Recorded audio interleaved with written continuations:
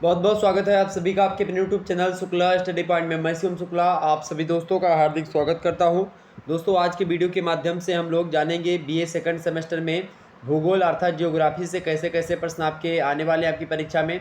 तो एक प्रकार से ये मॉडल पेपर के तरीके से मैं आपको बताने का प्रयास करूँगा, जिस वीडियो के माध्यम से आपको लगभग 100 से अधिक महत्वपूर्ण प्रश्नों से अवगत करवाया जाएगा, जो कि MCQ बेस्ड होंगे, यानी कि मल्टीपल चॉइस क्वेश्चन होंगे, अर्थात ऑब्जेक्टिव टाइप के आपके प्रश्न होंगे। और ऑब्जेक्टिव टाइप के प्रश्नों में आपको 4 ऑप्शन दिए जाते हैं। और सबसे मज़ेदार बात यह है इस वीडियो की, इसमें हिंदी और अंग्रेजी दोनों भाषाओं में जो है आपको प्रश्न मिलेंगे। ओके, तो आप चाहे हिंदी के स्टूडेंट हो या फिर आप अंग्रेजी जो है भाषा के स्टूडेंट हो, दोनों के लिए बहुत ज़्यादा हेल्प होगी। तो इसीलिए इस वीडियो को अंत तक अवश्य देखिएगा। नए चैनल पर नए हैं तो चैनल को सब्सक्राइब करिएगा, और वीडियो अगर देख रहे हैं आप सभी लोग तो फटाफट से वीडियो को लाइक कर दीजिएगा। सभी दोस्तों के पास वीडियो को शेयर कर दीजिएगा।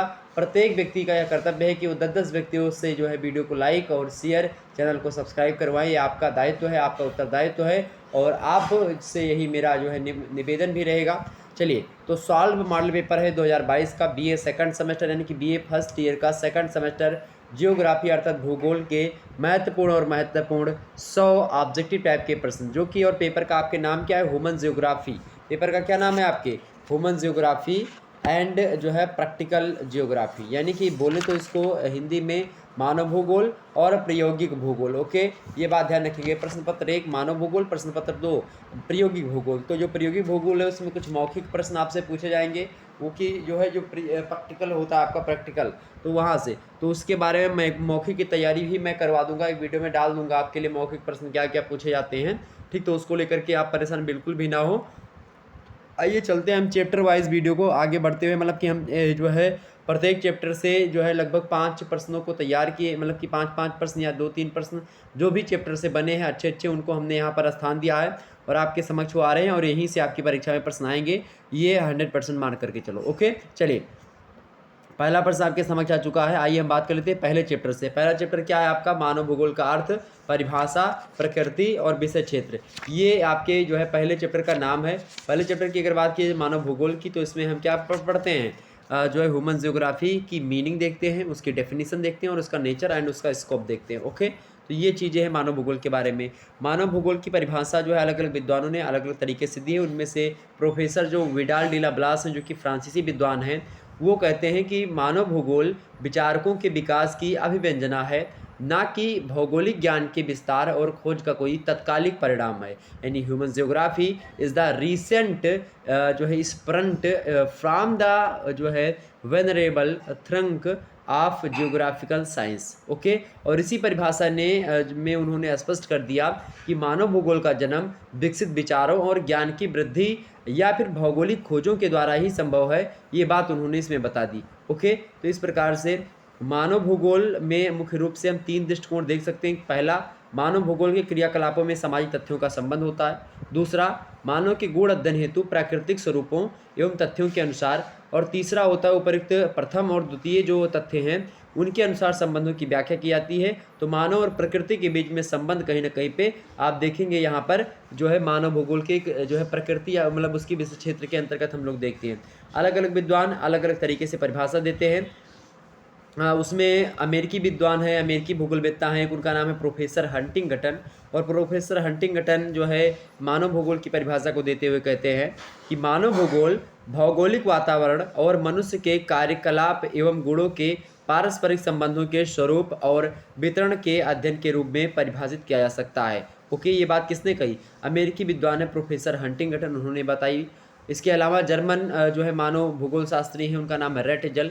रेटजल महोदय जो है इन्होंने कहा कि मानव भूगोल के दृश्य सरबर्त वातावरण से संबंधित होते हैं, जो कि स्वयं भौतिक दशाओं का एक योग होता है। वहीं जो है रेटजल की शिष्या थी और जो है उनका नाम था कुमारी सैंपल। और कुमारी सैंपल जो थी उन्होंने मानव भूगोल की परिभाषा दी। और जब भी आप देखेंगे मानव भूगोल पढ़ेंगे तो उसमें रेटजल, कुमारी सैंपल और डिमांजिया, डेविस, हाइट रेनर, और इसके अलावा प्रोफेसर हंटिंगटन, प्रोफेसर जीन्स ब्रूंस और वाइडल लीला ब्लास यानी बीडल लीला ब्लास, इन सभी का नाम आप याद ध्यान रखिएगा, ये हमेशा आते रहेंगे, क्योंकि इन विद्वानों ने मानव भूगोल को बहुत ज़्यादा संजोया है। तो उसमें से जो है कुमारी सैंपल कहती हैं, ये लड़की हैं, वो कहती है मतलब ये जो है एक प्रकार से इनकी शिष्य थी किसकी, रेटजल की, जो कि जर्मन के भूगोल शास्त्री थे।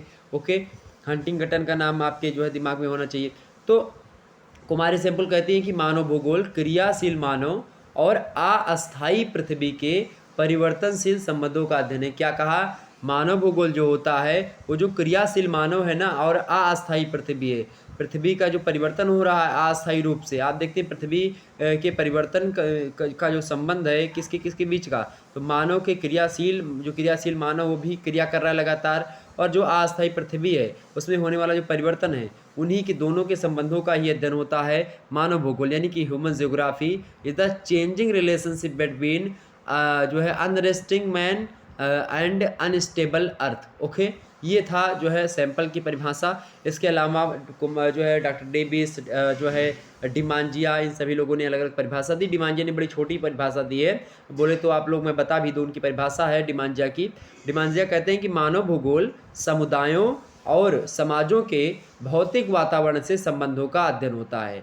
ये किसने बताया? ये बताया डिमांजिया ने। यानी कि human geography is the study of human groups and जो है societies in their relationship to the physical environment. ये किसने कहा? ये कहा जो है प्रोफेसर डिमांजिया ने। ओके, ये बात ध्यान रखेंगे। इसके अलावा बहुत सारे विद्वान अलग अलग परिभाषा देते हैं। अगर मैं परिभाषाओं को बताने लगूंगा तो लगभग एक दिन की क्लास वही हो जाएगी।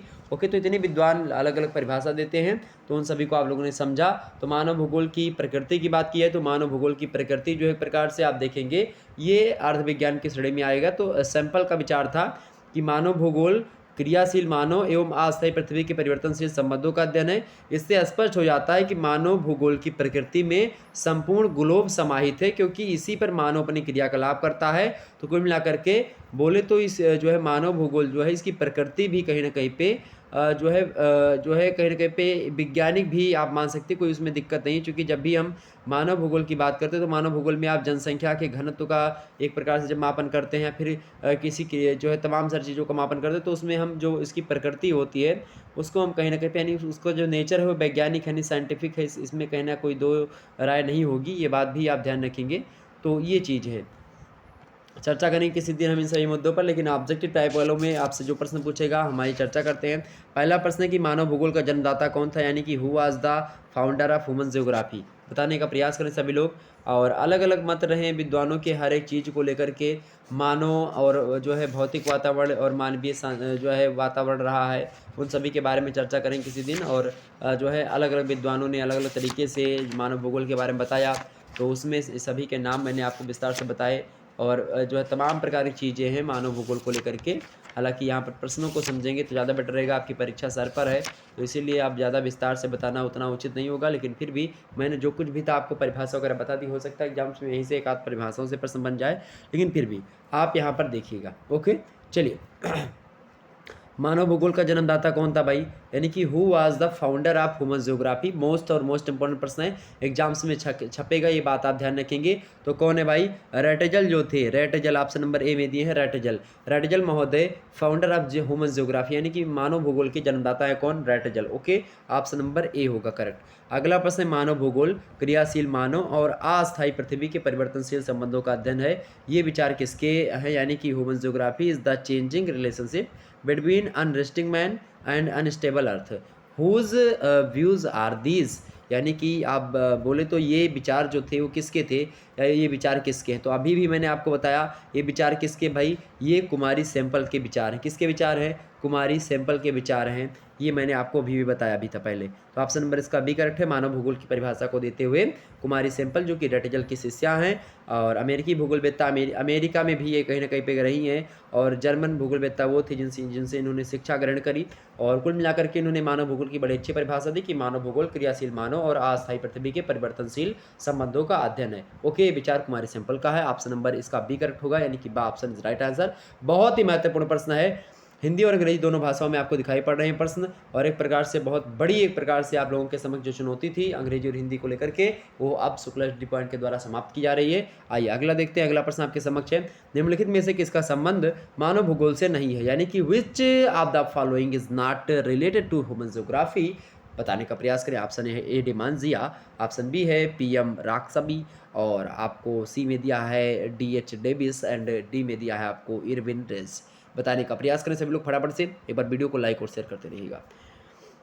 बताइए निम्नलिखित में से किसका संबंध मानव भूगोल से नहीं है भाई?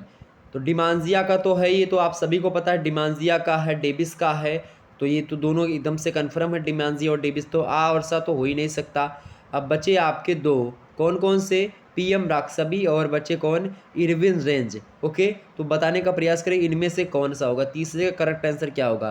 तो भाई जो है पीएम राक्सबी भी कहीं ना कहीं पे मानव भूगोल से संबंध रहे हैं। तो मानव भूगोल का संबंध जो है पीएम राक्सबी से रहा है, जबकि जो इरविन रेंज है इनका संबंध नहीं। तो यही करेक्ट आंसर होगा, ऑप्शन नंबर इसका D is right answer, Irwin range. Okay, अगला प्रश्न देखिएगा, चौथा नंबर प्रश्न है, मानव भूगोल विचारकों के विकास की अभिव्यंजना है, ना कि भौगोलिक ज्ञान के विस्तार और खोज का कोई तत्कालिक परिणाम है।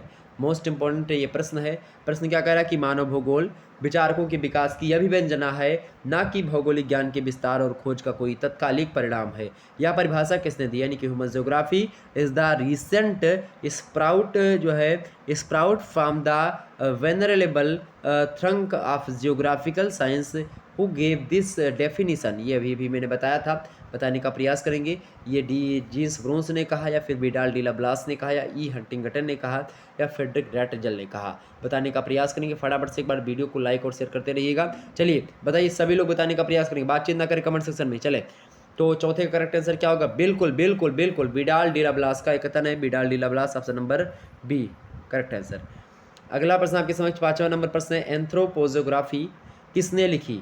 Who wrote anthropogeography? ये पुस्तक है, एंथ्रोपोजी एक ग्रंथ है और बड़ा फेमस ग्रंथ है।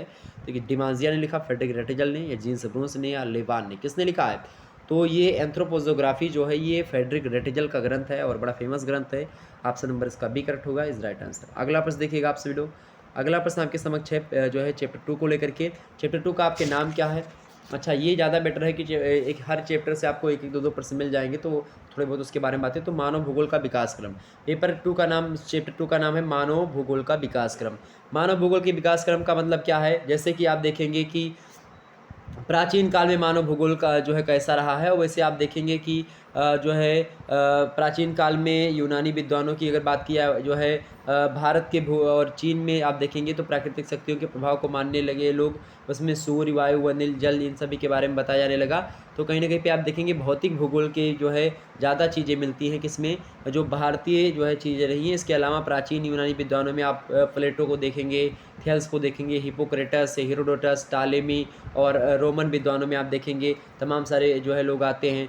थेल्स, ये तमाम सारे विद्वान जिन्होंने जलवायु, वनस्पति और मानव समाज पर होने वाले जो प्रभाव है उनका जो है अध्ययन किया। इसके अलावा ईसा पूर्व की 4वीं शताब्दी आती है। अरस्तु ने अपनी प्रसिद्ध पुस्तक उनकी रिपब्लिक, उसमें बताया कि यूरोप जैसे ठंडे महाद्वीप के निवासी बहादुर जो है होते हैं, किंतु कम विचारवान होते हैं, रचनात्मक कार्यों में अल्पज्ञानी होते हैं, अतएव राजनीतिक संगठन में दुर्बल होने से अपने पड़ोसियों पर शासन करने में असमर्थ होते हैं, अक्षम होते हैं, जबकि एशिया में वे दासता के बंधन में जकड़े हुए हैं। इस प्रकार से अरस्तु ने पृथ्वी को जलवायु कटिबंधों में बांटा और यह बताया कि उष्ण और शीत कटिबंध का जो मानव का बसाव है उसके अनुपयुक्त एक प्रकार से जो चीज़ें हैं वो क्या क्या हैं इसके बारे में बताया। इसके अलावा थियोफ्रेस्टस, इन्होंने अपने ग्रंथ में वनस्पति और जलवायु के पारस्परिक संबंधों की चर्चा करी और तभी से मानव और जो है प्रकृति के बीच में क्रियाकलापों का उल्लेख होने लगा। हेरोडोटस की पुस्तक है मानव इतिहास, उसमें मानव भूगोल के कुछ पक्षों पर इन्होंने प्रकाश डाला। इसके अलावा स्ट्रेबो ने जो है भूगोल के जन्मदाताओं में माने जाते हैं और रोमन साम्राज्य के उत्थान और विस्तार में इटली के भौगोलिक वातावरण, भूमि की बनावट कैसी है, जलवायु कैसी है, समुद्र तटीय स्थिति कैसी है, इन सभी कारणों को जो है मानव और जो है इसके बारे में बताया। इसके अलावा जो है और भी विद्वान आते हैं और स्ट्रेबो के बाद में आप देखेंगे 2री शताब्दी प्रारंभ होती है और उसमें जो है आते हैं, उनका नाम क्या है? टॉलेमी। टॉलेमी का तो आप लोगों ने नाम सुना होगा। 150 ईस्वी में उनकी एक पुस्तक आती है जियोग्राफिक सिंथेटिक्स।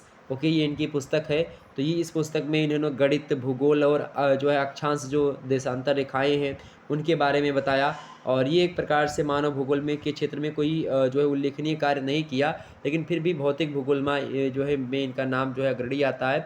इसके बाद में बहुत सारे आते हैं, इमैनुअल कांट हो गए, प्रोफेसर राक्सबी हो गए, मॉन्टेस्क्यू हो गई, ये सब आते हैं। और इसके अलावा आप देखेंगे 16वीं शताब्दी में आते आते जीन जो है बोडीन नामक फ्रांसीसी भूगोलवेत्ता आते हैं। वो कटिबंध, अक्षांश और ऊंचाई के प्रभावों पर जोर देते हैं।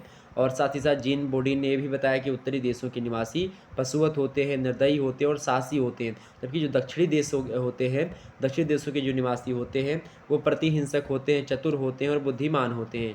और इसी के अनुसार इन्होंने ये कहा कि समशीतोष्ण कटिबंध के निवासी उत्तर के निवासियों की अपेक्षा अधिक बुद्धिमान और दक्षिण के निवासियों की अपेक्षा अधिक उद्योगशील होते हैं। इस प्रकार से अलग अलग विद्वानों ने मानव भूगोल के विकास क्रम में अपना अपना योगदान दिया, यानी कि डेवलपमेंट ऑफ जियोग्राफी। ओके, ये पेपर आपके चैप्टर का नाम है, इसमें बहुत सारे लोग आते गए।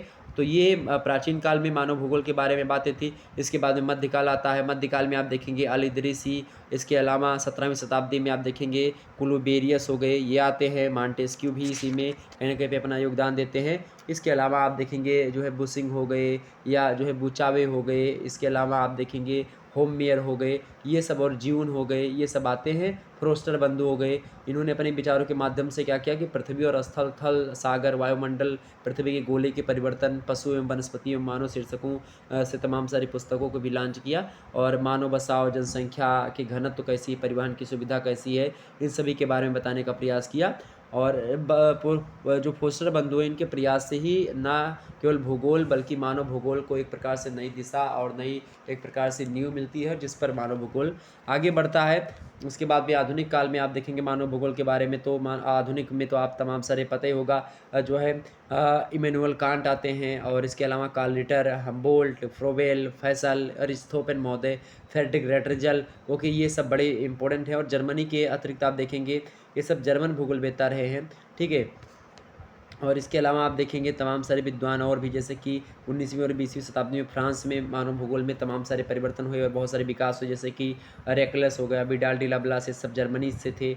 जीन ब्रूंस हो गए। इसके अलावा आप देखेंगे डिमांजिया हो गए, दी मार्तेन हो गए, वालो, फव्वरे, ये सब हो गए। इन लोगों ने अलग अलग ग्रंथों की रचना करी, और उन ग्रंथों की रचना के माध्यम से मानव जो भूगोल है उसका विकास बड़े अच्छे स्तर पर हो सका। और इसके बाद में उत्तरी अमेरिका और जो ग्रेट ब्रिटेन है, यानी कि इंग्लैंड है आज का, उसमें भी तमाम सारे विद्वान आए और उन्होंने मानव भूगोल के विकास में बहुत ही महत्वपूर्ण भूमिका निभाई। उनमें आप अमेरिका की एक थी, उनका नाम है आपको कुमारी सेम्पल। तो उनका नाम तो मैंने आपको बताया, तो कुमारी सेम्पल हो गई।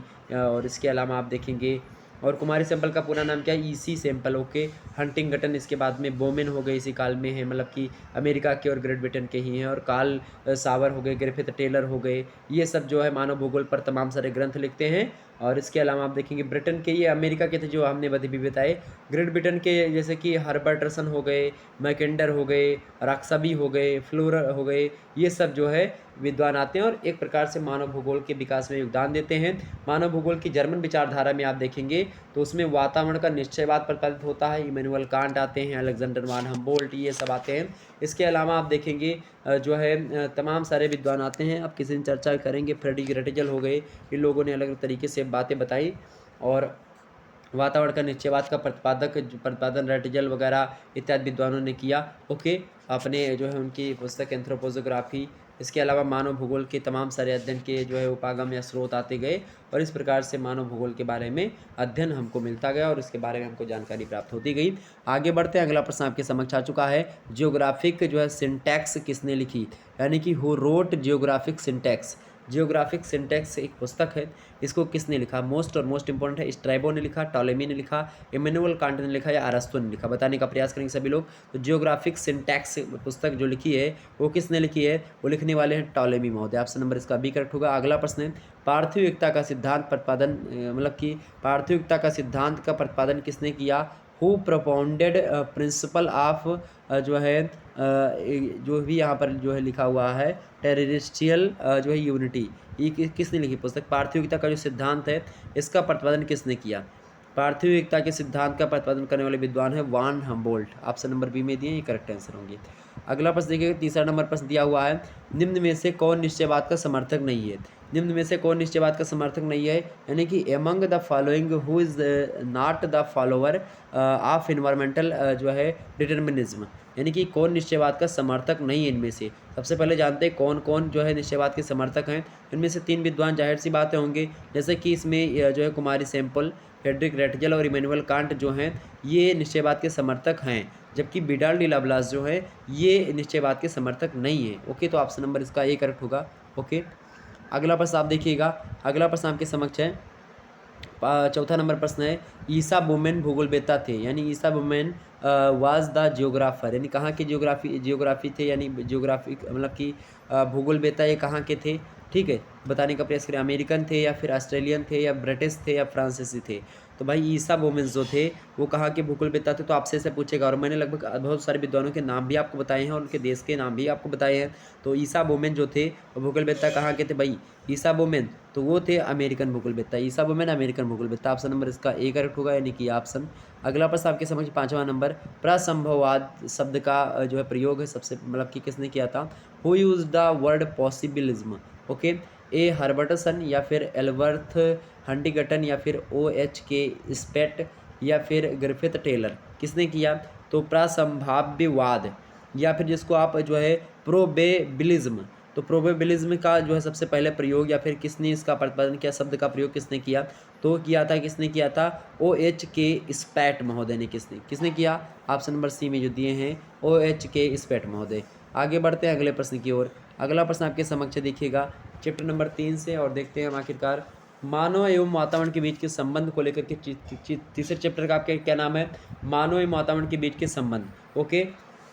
अलग अलग विद्वान इसको अलग अलग बताते हैं। अच्छा, जो है साधारण शब्दों में अगर हम बात करें तो वातावरण उन सभी तथ्यों या दशाओं को कहते हैं जो कि किसी स्थान यानी आवास या वस्तु को घेरे हुए होते हैं और उसको प्रभावित करते हैं, उसी को हम वातावरण कहते हैं, ठीक है। और उसी वातावरण और मनुष्य के बीच के जो संबंध हैं, उन्हीं संबंधों को लेकर के विद्वानों ने अलग अलग तरीके से बातें बताई हैं, उनके बारे में हमको समझना है। जर्मन अमेरिकी भूगोलवेत्ता आप देखेंगे इसमें जो है वातावरण के बारे में बताते हैं। अमेरिकी भूगोलवेत्ता डॉक्टर डेविस हैं, वो बताते हैं, तांसले हैं, कहते हैं कि प्रभावकारी दशाओं का वह संपूर्ण योग इसमें जीव निवास करते हैं उसको वातावरण कहते हैं। जर्मन वैज्ञानिक ए फिटिंग कहते हैं कि जीवन की परिस्थिति के समस्त तथ्य मिलकर के वातावरण कहलाते हैं। इसी अलावा आप देखेंगे अमेरिकी मानवशास्त्री हैं डॉक्टर हर्ष कोबिट्स, वो कहते हैं कि वातावरण उन सभी बाहरी दशाओं का जो है और प्रभावों का योग होता है जो कि किसी प्राणी के विकास व क्रियाओं को क्या करता है, प्रभावित करता है। इसके अलावा आप देखेंगे वातावरण शब्द का जो उसका शाश्वत प्रयोग पारिस्थितिकी जो है विद्वान की इकोलॉजिस्ट जो है उनके द्वारा भी किया जाता रहा है। और पार्क कहते हैं कि वातावरण यानी कि पर्यावरण का अर्थ उन दशाओं के योग से होता है जो मनुष्य को मतलब कि निश्चित समय में निश्चित स्थान पर और एक प्रकार से एक आवृत्त में घेरे हुए रहते हैं, तो होता है एक प्रकार से पर्यावरण। और इसी पर्यावरण के बीच के संबंधों को विद्वानों ने बताया और मानव के जो बदलते हुए जो है क्रियाकलाप है उसके हिसाब से उसको जो है डिफाइन किया। इस प्रकार से विद्वानों ने अलग तरीके से बताया है, तो उसके बारे में हम चर्चा करते रहेंगे किसी दिन टाइम मिलेगा तो। ओके, आइए हम देखते हैं कौन कौन से प्रश्न आपके यहाँ से एग्जाम पॉइंट ऑफ व्यू से पूछे जा सकते हैं। ओके, तो आइए देखते हैं भाई, आइए देखते हैं कौन कौन से प्रश्न आपकी परीक्षा के दृष्टि से इंपॉर्टेंट है। देखिए, पहला प्रश्न आपके समझ दिया हुआ है कि वातावरण जीव के परिस्थिति या पारिस्थितिकी कारकों का योग है। प्रश्न बड़ा ही अच्छा है, एग्जाम पॉइंट ऑफ व्यू से है, एग्जाम पॉइंट ऑफ व्यू से बहुत अच्छा प्रश्न है एग्जाम पॉइंट ऑफ व्यू से। ओके, चलिए देखिए भाई, पहला प्रश्न आपके समझ क्या है कि वातावरण जीव के परिस्थिति कारकों का योग होता है। यह कथन किसका है, यानी कि जो है इन्वायरमेंट इज़ द जो है टोटली या फिर टोटलिटी ऑफ जो है मिल्यू फैक्टर्स ऑफ एन मतलब कि organism. Who said among the following, यानी पेट्रिम सोरोकिन ने कहा था, ए फिटिंग ने कहा था, ई सैम्पल ने कहा था, इसी सैम्पल ने, फिर DH डेविस ने कहा था। किसने कहा था बताने का प्रयास करेंगे, किसने कहा था भाई, तो वातावरण जीव के पारिस्थितिकी कारकों का योग है, ये कथन कहने वाले विद्वान है ए फिटिंग। ऑप्शन नंबर इसका बी करेक्ट होगा। अगला प्रश्न देखिएगा, दूसरा नंबर प्रश्न है निम्नांकित में से भौतिक वातावरण का तत्व नहीं है, यानी कि among the following the element of physical environment is not, यानी कि बताने का प्रयास करेंगे। ऑप्शन ए दिया है कि क्या पूछा गया, भौतिक वातावरण का तत्व कौन सा नहीं है, भूमि के रूप या फिर यानी कि लैंड फॉर्म्स या फिर मिट्टियाँ यानी कि सोल्स या खनिज पदार्थ या मिनरल्स या फिर बस्तियाँ यानी कि जो है सेटलमेंट्स, बताने का प्रयास करेंगे, सभी लोग बताने का प्रयास करेंगे। जो है निम्नांकित में से भौतिक वातावरण का तत्व कौन सा नहीं है, तो भौतिक वातावरण का तत्व कौन सा नहीं होगा भाई, इसमें बस्तियां जो होती हैं भौतिक वातावरण का तत्व नहीं, मिट्टियां भूमि के रूप खनिज पदार्थ ये सब भौतिक वातावरण के तत्व हैं, जबकि बस्तियां जो होती हैं भौतिक जो है तत्व नहीं है। अगला प्रश्न देखिएगा, तीसरा नंबर प्रश्न है मैदानों में रहने वाले मानव किस व्यवसाय से जो है सर्वाधिक संलग्न रहते हैं, इन विच जो है आपको मतलब कि occupation do the dwellers of जो है प्लेन्स इंगेज, बताने का प्रयास करें सभी लोग फटाफट से। मैदानों में रहने वाले मानव किस व्यवसाय में सर्वाधिक संलग्न रहते हैं? तो जो मैदान में रहते हैं वो कृषि करेंगे या पशुपालन करेंगे या मत्स्य पालन या फिर व्यापार करेंगे। तो मैदानों में रहने वाले जो लोग होते हैं, मानव होते हैं, ऐसे मानव जो कि मैदानों में रहते हैं वो क्या करते हैं? वो कृषि करते हैं। क्या करते हैं? कृषि करते हैं, एग्रीकल्चर। ऑप्शन नंबर इसका ए करेक्ट होगा। अगला प्रश्न देखिएगा, चौथा नंबर प्रश्न है, पठारी भागों के निवासियों का प्रमुख व्यवसाय क्या है? पठारी भागों के निवासियों का प्रमुख व्यवसाय क्या है? यानी कि main occupation of the dwellers of जो है प्लेट्यूज इज, बताने का प्रयास करेंगे। जो पठारी भाग में निवास करने वाले मानव हैं उनका व्यवसाय क्या है? कृषि व्यवसाय है, खनन है, मत्स्य पालन है या पशुपालन है? तो जो पठारी भागों में रहेंगे उनका जो रहेगा वो क्या रहेगा? खनन। जो पठार में रहेंगे वो क्या करेंगे? खनन करेंगे, यानी कि मिनरल्स को ढूंढने में वो क्या करेंगे? खुदाई वगैरह करेंगे। ऑप्शन नंबर इसका बी करेक्ट होगा। अगला प्रश्न देखिएगा, मोस्ट इंपॉर्टेंट है, सागर तटीय निवासियों का मुख्य व्यवसाय क्या है? सागर तट पर जो लोग निवास करते हैं, यानी कि main occupation of the dwellers of the sea coasts is, यानी कि जो सागर तट पर निवास करते हैं वो कृषि करेंगे या पशुपालन या मत्स्य पालन या फिर आखेट करेंगे, यानी शिकार करेंगे। तो क्या करेंगे भाई? जो सागर तट पर रहेंगे जाहिर सी बात है मछली मारेंगे, यानी कि मत्स्य पालन करेंगे। ऑप्शन नंबर इसका डी होगा, यानी कि फिशिंग। ओके, तो ये आपके जो चैप्टर संबंधित था जो कि मैंने बता दिया। अब मानव और वातावरण को संबंध को लेकर के, ये तो मानव और इसका विकास था, यानी कि ये चैप्टर कौन सा था? मानव एवं वातावरण का संबंध था, जो कि मैंने यहाँ से जो प्रश्न था इसको बता दिया। अब मानव और वातावरण के बीच के जो संबंध है उसको बताते हुए कुछ विद्वानों ने अलग अलग तरीके से जो है विद्वानों ने क्या दिए? कुछ वातावरण को मतलब कि उसको वो दिया, तमाम सारे बात दिए, जैसे कि नियतिवाद, संभववाद, नौ निश्चयवाद और प्रसंभववाद, यानी कि डिटर्मिनिज्म, पॉसिबिलिज्म और नियो डिटर्मिनिज्म एंड जो है प्रोबेबिलिज्म। तो ये आपका है, और इसमें जो विद्वान हैं वो अलग अलग तरीके से देते हैं। और आप देखिएगा कि जो है नियतिवादी अथवा निश्चयवादी जो कहते विचारक हैं उनमें आप देखेंगे इसको हम क्या कहते हैं? इसको आप देखेंगे इसमें जो है बहुत सारे यूनानी विद्वान जैसे हिप्पोक्रेटस वगैरह, अस्तु हो गए, स्ट्रेबो। जर्मनी में भी इस विचारधारा के प्रवर्तक रहे हैं Humboldt, Karl litre, Ratzel. France में इस जो है जो प्रकृतिवाद है, यानी कि सॉरी निश्चयवाद है, इसके समर्थन में फ्रांस के विद्वानों में बोदिन, मांटेस्क्यू और जो है डिमोलिन्स आदि रहे हैं। और नीतिवाद की विचारधारा को विकसित करते हैं ये लोग। और अमेरिका में आप देखेंगे कुमारी सेम्पल जो है एकमात्र भूगोलवेत्ता थी जिन्होंने क्या किया था? नीतिवाद की विचारधारा को विकसित किया था। तो आपसे पूछेगा कुमारी सेम्पल जो है किस जो है वाद से समर्थक थी, या नीतिवादी थी या फिर संभववादी थी? तो आप बताएंगे नीतिवाद विचारधारा से। ओके, तो नीतिवाद के बारे में ये चीज़ें थी। इसके अलावा आप देखेंगे अलग अलग विद्वान जो हैं अलग तरीके से कहते हैं। और संभववाद की संज्ञा एक फव्वारे ने दिया, एक जो है आया। इसके अलावा संभववादी में आप देखेंगे फ्रांसीसी भूगोलवेत्ता में ब्लास, ब्रूंस, डिमांजिया और ब्लेचार्ड, फाइवरे। अमेरिकी विद्वानों में ईसा बोमेन, हंटिंगटन, कार्ल ओसावर। अंग्रेज भूगोलवेत्ताओं में हर्बर्टसन, राक्सबी। इन सभी लोगों ने जो है संभववाद का समर्थन किया, संभववाद यानी कि पॉसिबिलिज्म का समर्थन किया। इसके अलावा 20वीं शताब्दी के उत्तरार्ध में एक तीसरी विचारधारा पनपती है इसकी, जिसके अनुयायियों की मान्यता यह है कि प्रकृति अथवा वातावरण मानवीय क्रियाओं को नियंत्रित नहीं करते हैं, वरन वे उन्हें प्रभावित करते हैं। और मनुष्य अपनी इच्छा यानी कि अपने डिजायर अथवा चयन यानी कि चॉइस द्वारा वातावरण में क्या करते हैं? अपने हिसाब से परिवर्तन कर सकते हैं और स्वयं भी वातावरण से प्रभावित होते हैं। और इस विचारधारा के जनक की बात की तो ग्रिफिथ टेलर जो है इस विचारधारा के जनक रहे हैं। विचारधारा कौन सी है? विचारधारा है मेरे प्यारे दोस्तों वो कौन सी विचारधारा है? इस विचारधारा का क्या नाम है? नौ निश्चयवाद। नौ निश्चयवाद यानी कि जिसको अंग्रेजी में न्यू डिटर्मिनिज्म आप बोलते हैं। ओके, तो डिटर्मिनिज्म एक नियतिवाद था, एक नौ निश्चयवाद था, वो है ये। तो नियतिवाद का ही एक प्रकार से थोड़ा सा जो है अपडेटेड रूप आया ग्रिफिथ टेलर के माध्यम से। और आधुनिक नियतिवाद यानी कि मॉडर्न जो है एक प्रकार से ये रहा है। और इसमें वैज्ञानिक नियतिवाद ये सब, और इसको ही क्या कहा जाता है? इसी को ही ग्रिफिथ टेलर महोदय ने इसको क्या कहा है?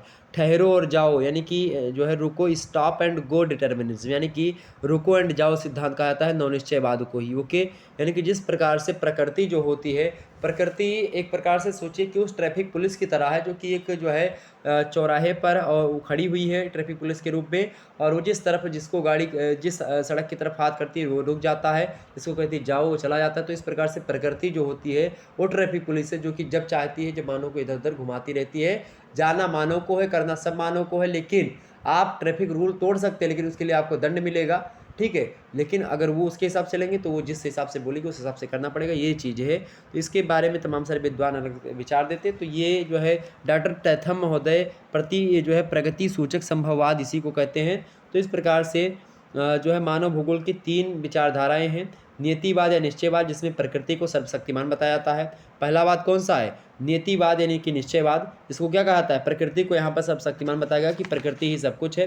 तो दूसरा जो विचारधारा आती है वो विचारधारा कौन सी? संभववाद। संभववाद में ये बताया जाता है कि मानव के पुरुषार्थ में आस्था रखी गई है, यानी कि मानव जो होगा संभववाद, प्रकृति जो होती है संभावनाएं प्रदान करती है। अब वो संभावनाओं यानी कि आपके पास खेत है, अब उसमें आप मिर्चा बो और चाहे गन्ना बो और चाहे आप जो है कुछ और बोलो, गेहूँ का जो है काटो, धान काटो या तंबाकू की खेती करो, जो भी कुछ करना है आपको वो करो।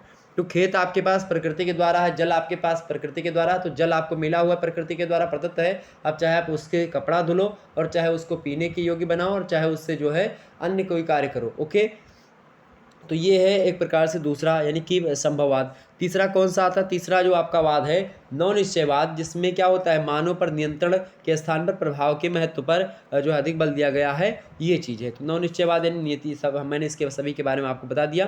तो अब हम आगे बढ़ते हैं और प्रश्नों को देख लेते हैं कि कौन कौन से प्रश्न इसके इंपॉर्टेंट है। इस दिन चर्चा करेंगे तो हमें विस्तार संभववाद क्या है, प्रतिसंभववाद क्या है, प्रकृतिवाद क्या है, नौ निश्चयवाद क्या है, इनके बारे में विस्तार से आपको बता दूंगा। उसके अलावा बाद में प्रसंभववाद जो है आता है। प्रसंभववाद जो है यानी कि प्रो जो है बेबिलिज्म जो है, इसके बारे में अगर बताएं तो ये नौ निश्चयवादी जो विचारधारा है उसी का ही एक रूप है।